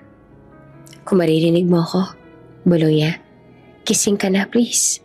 Patawarin mo ako sa lahat ng araw ng pagiging cold ko sa'yo. Sa lahat ng gabi na hindi kita sinasamahan kumain. Ilang beses na rin siyang dinalaw ng mga kamag-anak at empleyado. Ngunit lagi niyang sinasabi, wala akong gustong makausap. Siya lang ang importante. Kahit si Serena nang minsang dumating ay hindi niya pinapasok. Wala ka ng lugar sa buhay ko. Malamig niyang sabi noon. Hindi ikaw ang kailangan ko makita. Gusto ko sa pagising niya. Andito ako sa tabi niya. Pag-alis si Serena, matagal siyang nakatulala. Ang bigat ng dibdib niya ay parang hindi na mawala. Kung hindi kita binalawala noon, kung pinakinggan ko lang ang puso ko, siguro masaya ka ngayon. Siguro hindi mo kailangan dumaan sa lahat ng sakit. Lumapit siyang muli. Umupo sa gilid ng kama. Dahan-dahan niyang pinunasan ang mga labi ni Alayra gamit ang cotton swab. Alayra Villarreal de la Vega. Marahan niyang bulong. Ang babaeng pinagkait sa akin ng katotohanan at ng sarili kong pride. Kinuha niya ang cellphone at pinatugtog ang isa sa mga paboritong classical music na tinugtog ni Alayra sa bahay. Claire de Lune, ang resort kung saan sila unang nagkita. Habang umiikot sa himig, nakatingin lang siya sa mukha ng asawa. Parang sinusubuhang kabisaduhin ang bawat detalye nito. Tingnan mo ako, oh. Sabi niya na mahina at halos pabulong. Walang Eros de la Vega na cold ngayon. Ako lang to. Yung lalaking natatakot mawala ng babaeng mahal niya. Pinikit niya ang mga mata at marahang ibinaba ang noo sa kamay ni Alayra. Kung magigising ka lang, Alayra, babaguhin ko lahat. Hindi na ako magiging duwag. Hindi na ako magpapadala sa sabi-sabi. Lalo lang kitang ipagtatanggol Sa lahat ng tao. Sa lahat ng oras. Tumahimik ang paligid. Tila kahit ang mga makina ay sabay ring huminga ng mabagal. Sa bawat segundo ng katahimikan, bumabalik sa isip niya ang lahat. Ang mga sandaling iniiwasan niya ito sa bahay. Ang mga tingin niyang puno ng pagdududa. Ang mga salitang hindi niya dapat sinabi. At ngayon, habang nakahiga ito sa kama, tila binaliktad ng tadhana ang lahat. Siya naman ngayon ang nagbabantay. Umaasang sa isang iglap, nagbukas ulit ang mga matang iyon at sasabihin, Eros, okay lang ako. Ngunit wala, katahimikan lang. Hanggang sa maramdaman niyang bumigat ang dibdib niya at hindi niya na napigilan ang pagpatak ng luha. Hindi ko na alam kung ilang beses na ako humingi ng tawad. Mahina niyang sabi. Pero kung kailangan kong gawin to araw-araw, gagawin ko. Basta magising ka lang. Lumipas ang ilang minuto. Lumuhod siya, hinawakan ang kamay nito ng mas mahigpit at buong puso niyang ibinulong. Pumalik ka na, Alyra. Kasi ngayong wala ka, ngayon ko lang na-realize, ikaw lang ang tahanan ko. At sa gabing iyon, sa gitna ng mga ilaw ng ospital, isang luha ang dahan-dahang gumuhit sa pisngi ni Alyra. Nahina, halos hindi mapansin. Ngunit kay Eros, iyon ay himala. Nanginig ang kanyang labi. Alyra, hindi pa man ito nagigising, alam niyang naririnig siya nito. At iyon lang ang kailangan niyang pagkapitan. Ang pag-asang darating ang araw na muling magbubukas ang mga mata nito at makikita siya ang hindi ng cold na CEO, kundi ang lalaking marunong ng magmahal ng totoo. 2 linggo matapos ang aksidente, habang patuloy pa rin comatose si Alyra, isang balita naman ang yumanig sa buong De La Vega Corporation. Lumabas na sa publiko ang CCTV footage mula sa resort kung saan naganap ang team building. At sa malinaw na kuha, kitang-kita kung paano si Serena Smith mismo ang lumapit sa mesa ni Alyra. Palihim na nilagyan ng puting pulbos ang juice bago iniabot sa staff. Tahimik ang buong conference room habang pinapanood ni Eros de la Vega ang video sa malaking screen sa harap ng lahat ng department heads at board members. Naka-cross arms siya, malamig ang tingin. Ngunit ang panga niya ay halatang naninigas sa galit. Nang matapos ang video, walang nagsalita. Tanging mahina lang na bulong mula sa ilang empleyado. Diyos ko, si Ma'am Serena pala talaga. Tumango si Eros. Mabigat ang bawat hakbang niya papunta sa harap. Sa loob ng maraming taon, malamig niya sabi. Pinagkatiwalaan ko si Serena bilang isa sa mga pinakamalapit na kaibigan ng kumpanya at pamilya. Pero eto, tinuro niya ang screen. Ito ang tunay niyang mukha. Nakangiti si Serena sa gilid ng silid, pilit na pinapakalma ang sarili. Eros, please, don't make a scene. I can't explain. Explain? Putol pa ni Eros. Mababa, pero matalim ang tono. Paano mo ipapaliwanag na halos mapatay mo ang asawa ko? Dahil lang sa selos at inggit? Natigilan si Serena. Hindi ko alam kung saan mo nakuha yan. Nagtaas ng kamay si Eros at lumapit ang legal officer ng kumpanya, may hawak na folder. We verified it through the resort's management. CCTV was authenticated. The resort security also confirmed na ikaw pa mismo ang lumapit sa bar area at nagdala ng sariling tumbler. Nanginig ang labi ni Serena. Hindi ako gano'n, Eros. You know me. Akala ko nga kalala kita. Malamig niyang tugon.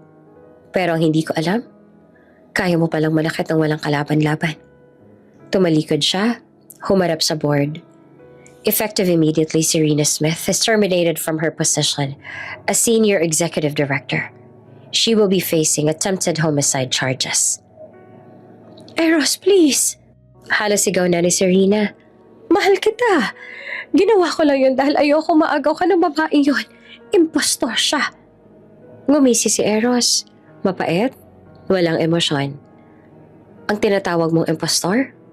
Siya ang babaeng minsang iniligtas ko at minahal ko noon. At kahit hindi mo tanggap, Siya ang asawa ko. Pero Eros, guard? Dalawang security personnel ang pumasok. Mabilis na lumapit kay Serena. Walang hiya ka. Sigaw nito habang kinakaladkad palabas. Mapapahama ka rin, Eros. Pinili mo ang maling babae. Tahimik ang buong boardroom. Hindi na nag-react si Eros. Tinitigan lang niya ang pintuan hanggang sa tuluyang mawala na si Serena sa paningin niya. Nang makaalis ang lahat, nanatili siya nakatayo sa harap ng mesa. Huminga siya ng malalim, tinanggal ang coat, at marahang umupo. Enough with silence. Aniya sa lahat. Walang sino mang mananahimik pa sa harap ng kasamaan. Kung sino man sa inyo ang kumampi kay Serena, this is the time to speak up. Nagkatinginan ng mga empleyado. Walang gustong umamin.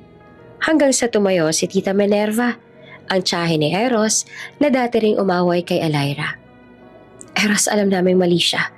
Pero huwag mo namang sirain ang pamilya dahil lang sa isang babae. Tumayo si Eros. Marahan, ngunit mariin. Isa pa, tita. Isa pang salita laban sa kanya. At pati ikaw, aalis sa pamilyang to. Ngayon din. Namutla ang tiyahe ni Eros. Hindi to tungkol sa pera o pangalan ng De La Vega. Mahina pero mabigat ang tono niya. Tungkol to sa tama at mali. At sa pagkakataong to, hindi ko nahahayaang saktan ulit si Alaira. Kahit sino pang kumalaban. Tahimik ang lahat. Ang ilang empleyado ay napayuko. Ang iba naman ay nagpalakpakan ng marahan. Tanda ng pagsang-ayon. Pag-uwi niya sa mansyon, sinalubong siya ng katahimikan. Ang mga kasambahay ay tahimik lang, takot magsalita. Tinanggal niya ang necktie, dumiretso sa kwarto ni Alaira. Nang makita niya nakahiga pa rin ito sa kama, kumunot ang kanyang noo. Tila bumalik ang lahat ng sakit na sinusubukan niyang itago sa opisina. Umupo siya sa tabi nito, hawak ang kamay. Justice has been served, bulong niya. Pero kahit ipasok ko pa sa kulungan lahat ng may kasalanan, hindi pa rin ako mapalagay hanggang hindi ka nagigising. Marahang hinaplos niya ang pisngi nito at sa unang pagkakataon, may ngiti sa labi ni Eros. Mahina pero totoo. Wala na si Serena. Wala nang mananakit sa'yo. Ang pamilya ko pinatigil ko na. Ang kumpanya, nalinis ka na. Huminga siya ng malalim at marahang idinampi ang labi sa noo ni Alaira. Ngayon, ikaw naman. Bumalik ka na, Alaira. Kasi tapos na ang laban ko sa mundo. Ikaw na lang ang kulang para manalo ko. Sa gilid ng kama, kumikis na pa rin ang maliit na pulang lirio sa florera. At sa katahimikan ng gabi, tila humigpit ng bahagya ang kamay ni Alaira sa kanya. Mahina, pero sapat na para maramdaman niyang naririnig siya nito. Mula nang makulong si Serena, tila nagbagong ihip ng hangin sa buong De La Vega Corporation. Ang dating malamig at istriktong CEO na si Eros De La Vega ay unti-unti nagbago at ang lahat ng nakapaligid sa kanya ay ramdam iyon. Sa unang pagkakataon sa maraming taon, nakita ng mga empleyado ang kanilang boss nang umingiti. Hindi man palagi, pero sapat na para mapansin nilang may kakaiba. Hindi na ito palaging nakakunot ang noo o biglang naninigaw kapag may maliit na pagkakamali. Sa halip, marahan na nitong inaabot ang mga dokumento at minsan pa'y nakikita sa cafeteria. Tahimik na nagkakape habang nakatingin sa labas ng bintana. Ngunit sa likod ng lahat ng pagbabagong iyon may isang dahilan, si Alaira. Araw-araw pagkatapos ng trabaho, diretso si Eros sa bahay. Hindi siya dumadaan sa mga gala o business events. Ang tanging hinahanap niya lang ay ang katahimikan ng silid kung saan nakahiga ang kanyang asawa. Sa loob ng kwarto ni Alaira, nagbistulang hardin ang dating malamig na espasyo. Nilagyan ni Eros ng mga puting lirio at pulang rosas, ang bawat sulok. Ang mga bulaklak na dati hindi niya pinapansin, tinanggal niya ang lahat ng mga larawan ni Serena na dati ay nakadisplay pa sa kanyang mga gamit. Lahat ng alaala ng nakaraan pa, pinasira niya. Wala nang ibang babae sa buhay mo kundi siya. Mahinang sabi minsan kay Lola Remedios na dumalaw din sa bahay. Ngumiti ang matanda. Hawak ang kamay ng apo. Yan ang apo kong kilala. Masyado ka lang natakot magmahal noon, Eros. Pero ngayon mukhang natutunan mo na.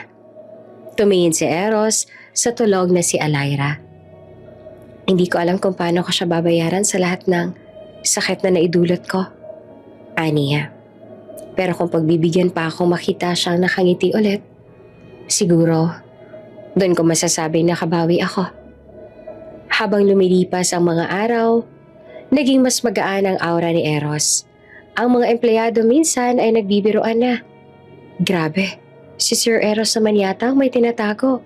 Ngayon lang ata to hindi nanigaw buong linggo. Baka naman in love na talaga siya sa asawa niya. At hindi sila nagkakamali. Bago pumasok sa opisina, dumaan muna siya sa kwarto. Binabasahan niya si Alayra ng mga paborito nitong libro, mga nobelang may mahihinang kwento ng pag-ibig.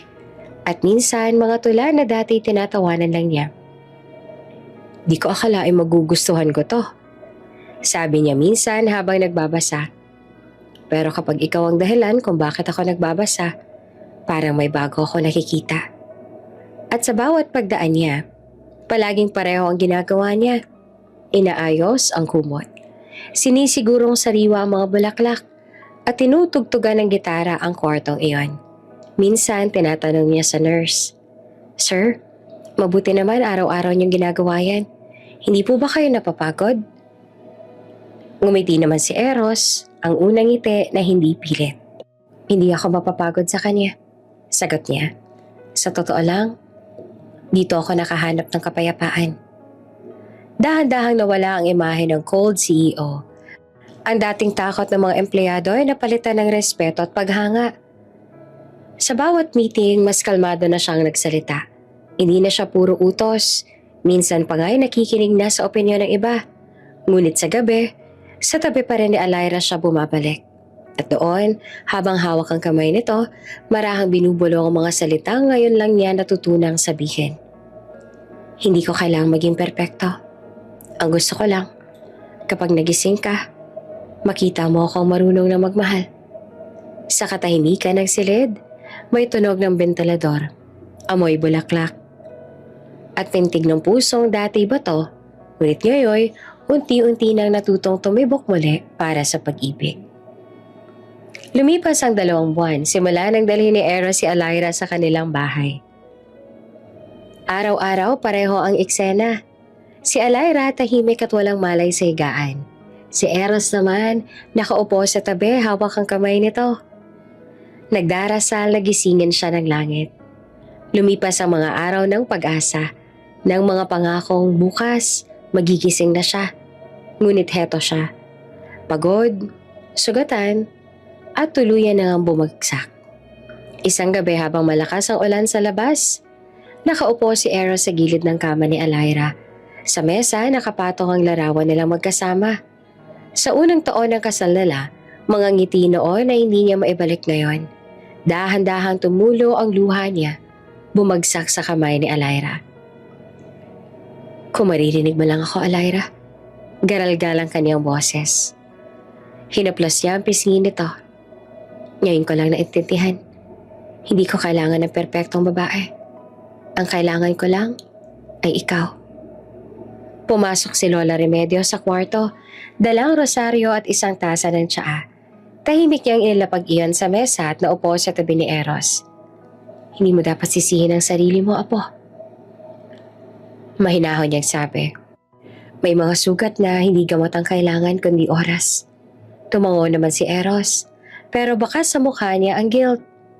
"Lola, kung hindi ko siya dinala doon, kung hindi ako naging busy sa trabaho, baka hindi ito nangyari." Hinawakan ni Lola Remedios ang kamay ng apo niya. "Eros, matagal ko na alam ang totoong kagandahan ni Alayra."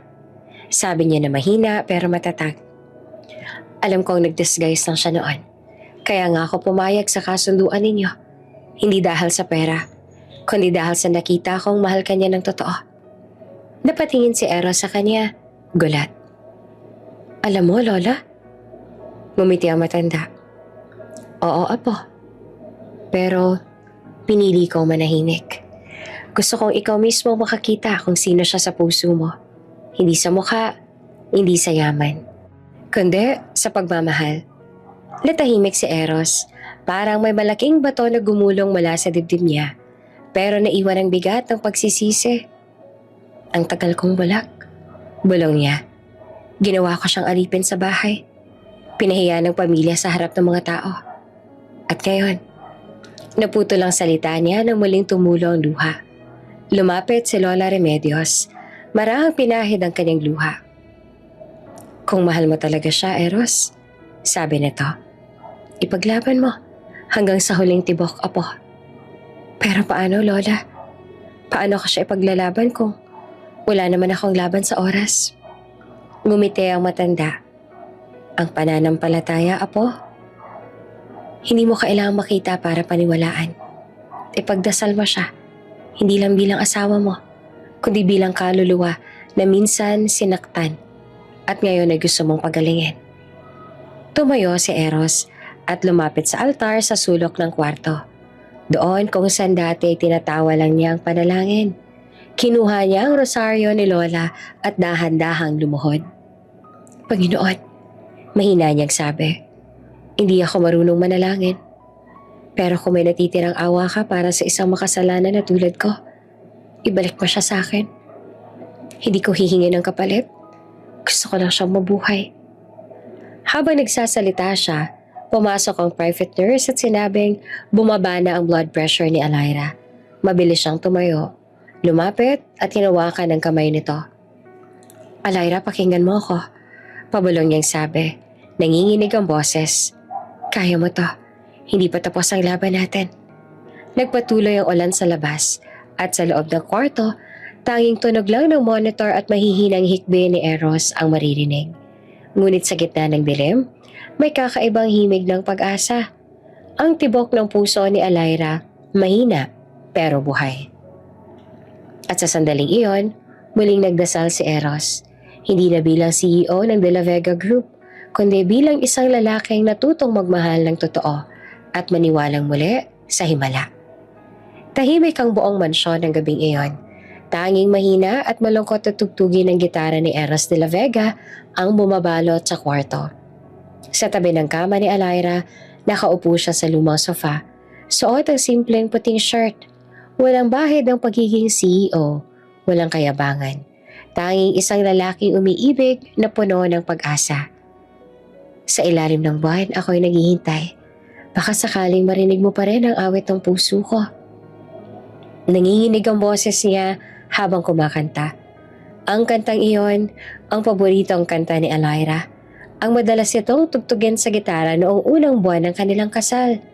Noong mga panahong hindi pa niya ito pinapansin. Pero sa tuwing naririnig iyon, tila kumakalma ang buong bahay. Ngayon, siya naman ang tumutugtog para sa babaeng hindi niya alam kung maririnig pa. Umupo siya sa gilid ng kama. Hinahaplos ang buhok nito. Pinunasan ng pawis sa noo. Mahina siyang umiti kahit mabigat ang dibdib. Alaira, gusto kong malaman mo. Bulong niya na halos pabulong sa hangin. Hindi na ako yung Eros na nakilala mo. Hindi na ako yung lalaking pinili lang ang pride at hindi ang puso. Sandali siyang natigilan. Ang dami kong pagkukulang, Alaira. Ang dami kong maling salita na sana hindi ko na sinabi.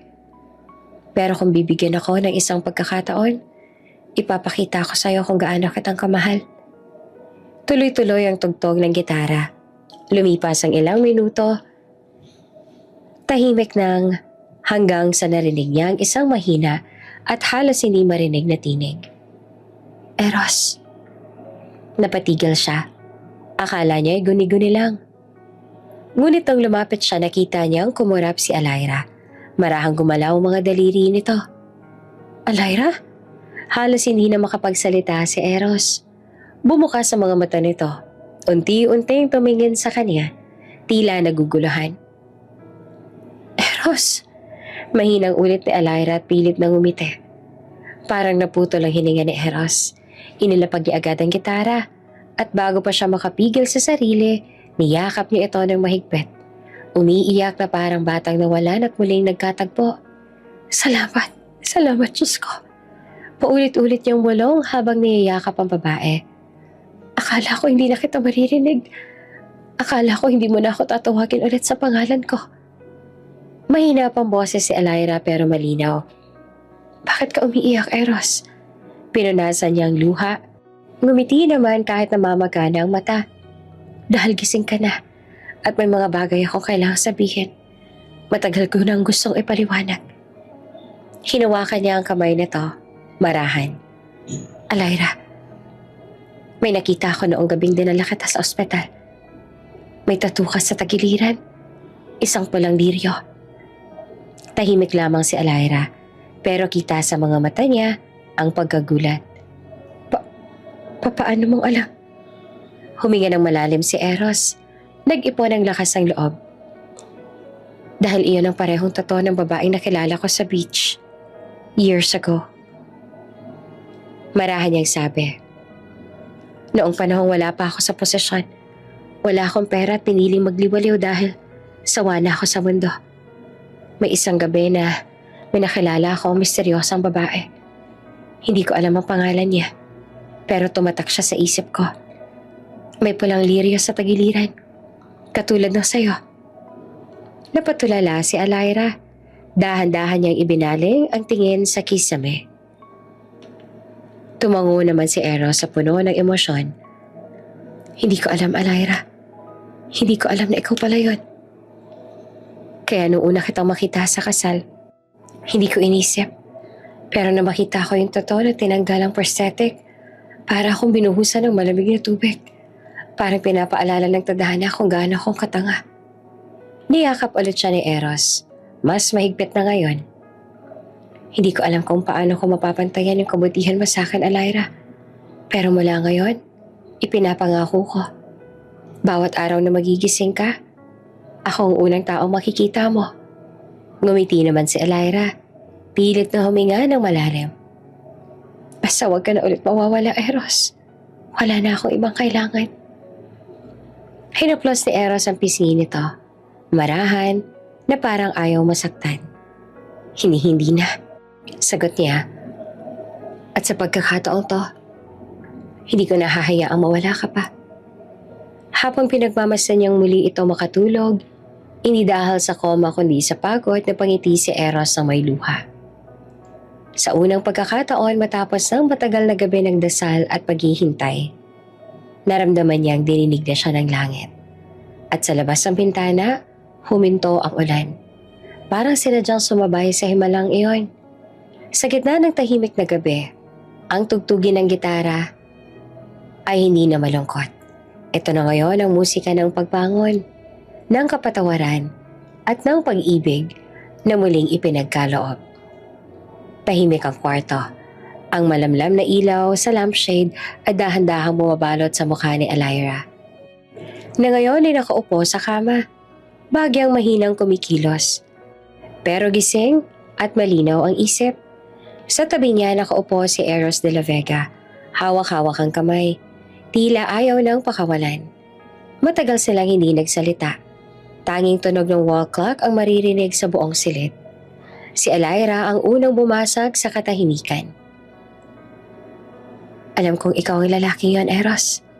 Mahinahon niyang sabi. Ngunit may nginig sa tinig. Kaya ako nag-disguise. Kasi napagod na ako magmahal ng mga lalaking mukha lang ang hinabol. Yung puro panlabas lang ang tinitingnan. Pera lang ng pamilya ko. Itsura ko, lagi. Yun lang ang dahilan. Nilingon siya ni Eros sa tahimik lang na nakikinig. Kita naman sa mga mata nito ang halo ng guilt at pagmamahal. Pinagpatuloy ni Alaira habang bumabagsak ang luha sa pisngi. Nung una kitang nakita sa picture na binigay ni Papa at gusto niya mag-dinner tayo kasama si Don Hector. At gusto ni Papa na ipagkasundo tayo sa kasal. Gusto ko sanang tumanggi. Pero na makita ko yung paraan ng pagtingin mo, kahit pa yung pangit, na Alaira ang kaharap mo, nakita kong iba ka. Napasapo siya sa mukha at humikbi. Eros, hindi ko alam kung paano ako hihingi ng tawad. Alam kong mali na itinago ko ang totoo. Pero gusto kong malaman mo na hindi ko naman ginawa yun para lokohin ka. Ginawa ko yun para malaman kung Kaya ba talaga akong mahalin ng isang tao nang walang kondisyon? Dahan-dahan niyang ibinaba ang kamay at tumingin kay Eros. Kaya mo ba akong mahalin? Kahit alam mong niloko kita sa itsura ko? Tahimik si Eros sa loob ng ilang segundo. Para bang iniipon niya ang lahat ng damdaming hindi nasabi sa mga nakaraang buwan. Pagkatapos ay marahan siyang ngumiti. Hindi yung ngiting mayabang na CEO, kundi ngiting totoo at malambot. Hindi mo ako niloko, Alyra. Mahina niyang sagot, sabay haplos sa pisngi nito. Tinuruan mo akong tumingin gamit ang puso. Napatitig naman si Alyra sa kanya at hindi makapaniwala. Kahit ganito ang ginawa ko sa'yo? Tumango si Eros sa mariin. Kung hindi mo ginawa yon, baka hanggang ngayon, nakakulong pa rin ako sa pride ko, sa panlabas sa anyo ng tao. Pero ikaw ang nagturo sa akin kung ano talagang halaga ng isang tao. Hindi sa mukha, hindi sa yaman, kundi sa kabutihan. Huminga siya ng malalim. Alam mo ba nung unang sinabi sa akin ni Lola na ikaw ang pakakasalan ko? Wala ako naramdaman nun. Akala ko lang siguro isa lang to sa mga kasunduan para mapasaya siya. Pero na makita akong pinagkatawanan ka ng iba at tumayo ka pa rin ng may dignidad, doon na ako tinamaan. Hindi mo kailangang magpaganda para ipakita kung sino ka. Kasi kahit sa simpleng kilos mo lang, may ganda na hindi kayang bilhin ng kahit anong pera. Humagulgol na si Alyra, hindi na mapigilan ng emosyon. Eros, mahinang tawag niya. Ang tagal kong gustong marinig yan. Hinawakan ni Eros ang magkaibang pisngi niya at pinunasan ng luha. Wala kang kailangang itago, Alyra. Alam ko na ang lahat. Alam ko na kung bakit mo ginawa yon.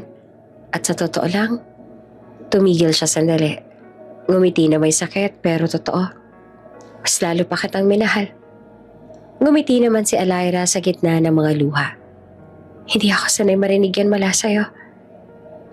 Dati hindi ko kayang itago, sagot ni Eros. Pero ngayon, ayoko nang palampasin ng kahit isang araw na hindi mo alam kung gaano kang kahalaga sa akin at kung gaano kitang kamahal. Tiningnan niya ito ng mabuti. Parang gusto niyang tandaan ang bawat detalye ng mukha. Kung pipiliin ko ulit sa simula, kahit yung Alyra na may peklat, may pustiso, makapalang salamin, ikaw pa rin ang pipiliin ko. Napatawa si Alyra sa gitna ng luha. Kahit yung may peking peklat, tumawa rin si Eros sabay sagot. Kahit palagyan mo ng 10, mahal pa rin kita. Nagkatitigan silang dalawa. Walang salita, puro puno ng damdamin. Muling lumapit si Eros at tinalikan siya sa noo. Banayad, puno ng pangako. Wala nang disguise, wala nang pagtatago.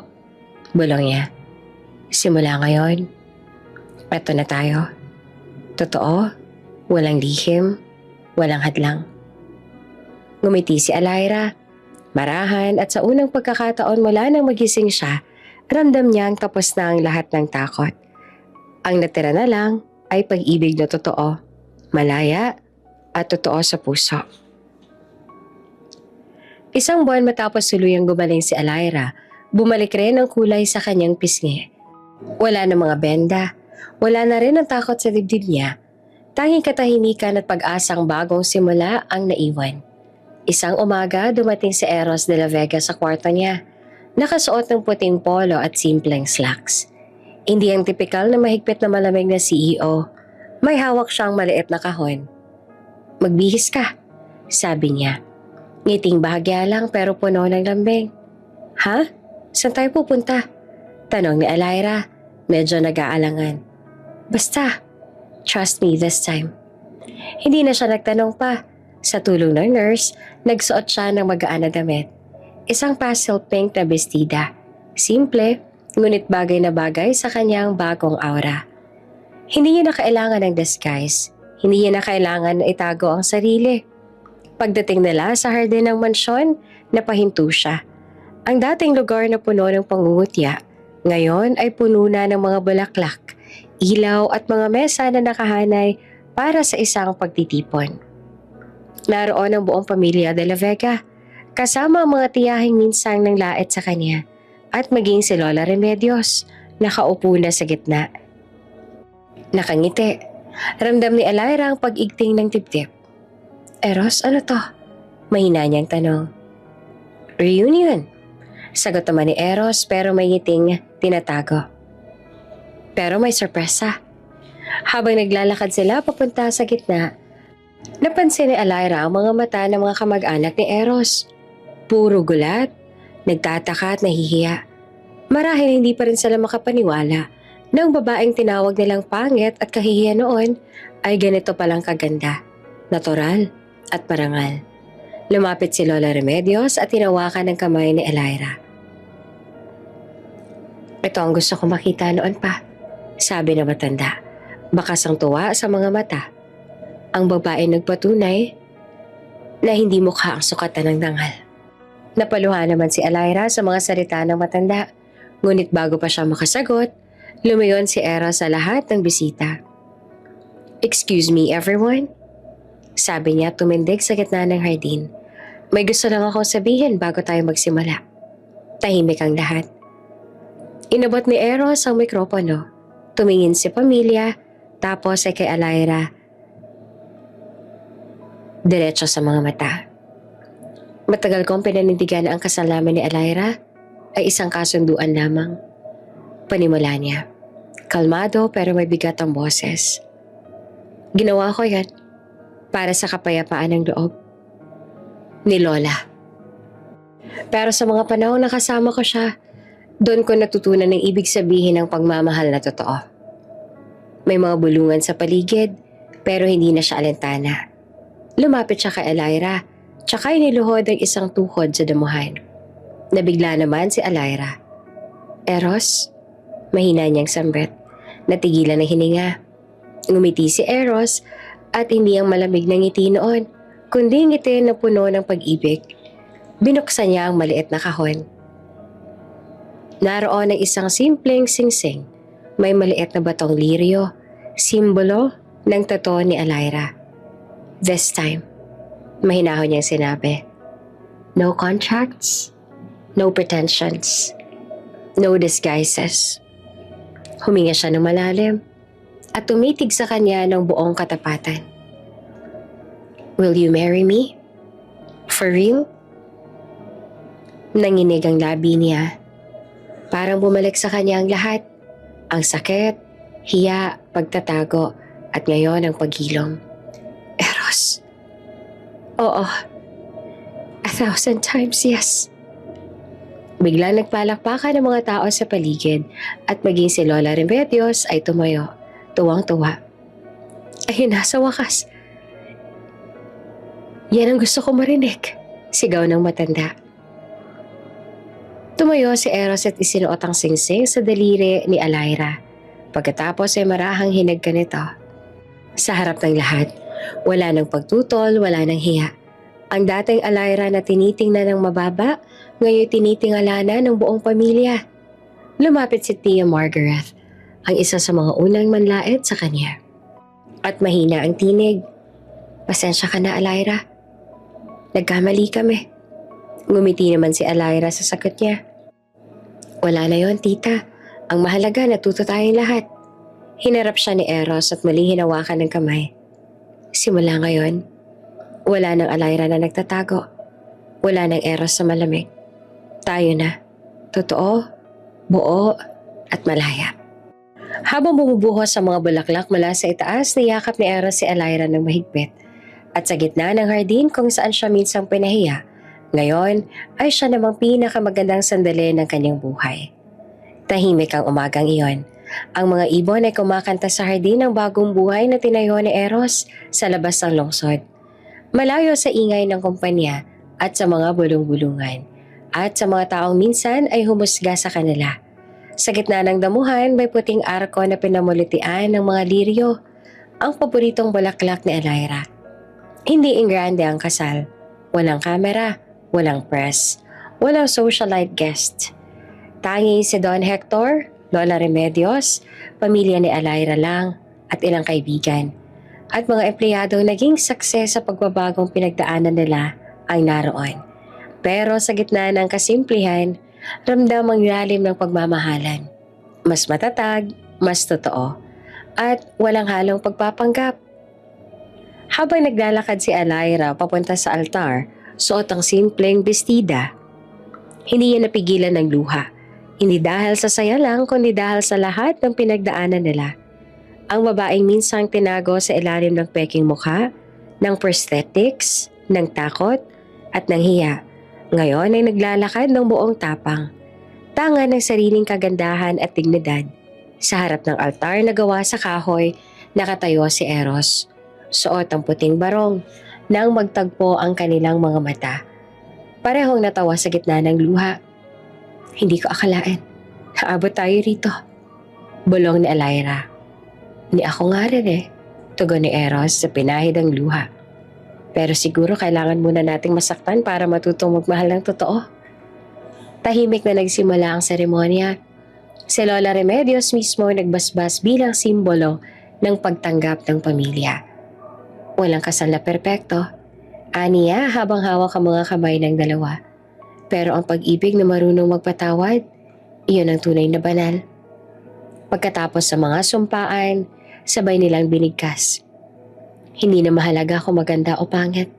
Ang totoo, ikaw ang pinakamagandang nangyari sa akin. At doon, sa ilalim ng liwanag ng araw, hinalikan ni Eros si Alaira. Isang halik na puno ng pangako, hindi ng obligasyon. Wala ng kontrata, wala ng kondisyon. Ang tanging saksi lamang ay ang hangin at mga bulaklak na tila nakangiti sa kanila. Pagkatapos ng kasal, nagdaos sila ng maliit na salo-salo sa hardin. Si Eros mismo ang nag-ihaw ng pagkain, habang si Alaira naman ay tumatawa sa tabi. Tinutokso siya. Hindi ko akalain na marunong ka pala magluto. Ngumisi naman si Eros. Ginagawa ko lang to para sa espesyal na babae. Talaga? Kung wala ka ng special na babae, magluluto ka pa rin ba? Siguro hindi na. Natawa siya ng sagot. Kasi wala na akong rason na bubuhay ng ganitong kasaya. Tumawa si Alaira, pero may halong kilig sa tinig. Sa mga simpleng biro, ramdam niya ang tunay na pagmamahal ni Eros. Hindi na katulad nito noon. Hindi batay sa itsura o ganda. Isa itong pag-ibig na dumaan sa apoy. Sinubok ng kasinungalingan at pinanday ng pagsisisi at kapatawaran. Nang lumalim ang gabi, nagpaalam ng mga bisita. Sa huling pagkakataon, niyakap ni Alaira si Lola Remedios. Maraming salamat, La. Aniya, kung hindi dahil sa inyo, baka hindi ko na kinaya. Ngumiti ang matanda. Hindi ako ang dahilan, Apo. Ang dahilan, ang tibok ng puso mo hindi tumigil magmahal, kahit sinaktan. Pagpasok nila sa bagong bahay, napahinto si Alaira. Tahimik, malinis at puno ng alaala. Mga larawan nila sa ospital, sa beach at sa hardin. Sa tabi ng kama, may maliit na gitara. Tinuro ni Eros iyon. Yan ang tinutugtugan ko nung natutulog ka ng matagal. Kaya siguro nagising ka na rin. Ngumiti si Alaira. Lumapit at humawak sa pisngi niya. Hindi ako nagising dahil sa kanta. Eros, nagising ako dahil sa'yo. Dahan-dahan siyang niyakap ni Eros. Mula ngayon, bulong niya. Wala nang pagtatago. Wala nang maskara. Kung ano't sino ka, iyon ang minahal ko. At sa unang pagkakataon, sa ilalim ng liwanag ng buwan, magkatabi silang humiga. Bilang mag-asawa, hindi dahil sa kontrata, kundi dahil sa pag-ibig na totoo. Sa labas ng bintana, humaplos ang malamig na hangin at tila nagbubulong ang gabi. Walang maskara ang pag-ibig.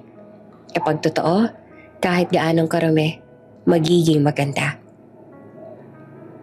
At doon nagtatapos ang kwento ni Eros de la Vega at Alaira Villarreal. Isang pag-ibig na nagsimula sa pagtatago, ngunit nagtapos sa katotohanan. Isang pag-ibig na pinatunayan na ang tunay na ganda ay nakikita hindi sa mukha, kundi sa pusong marunong magmahal, kahit minsan ay nasagatan. Bago ka pa lang sa channel neto, ibang kwento ni Ate Jane, istorya mo, ikwento ko. Huwag kalimutang pindutin ang notification bell at subscribe button.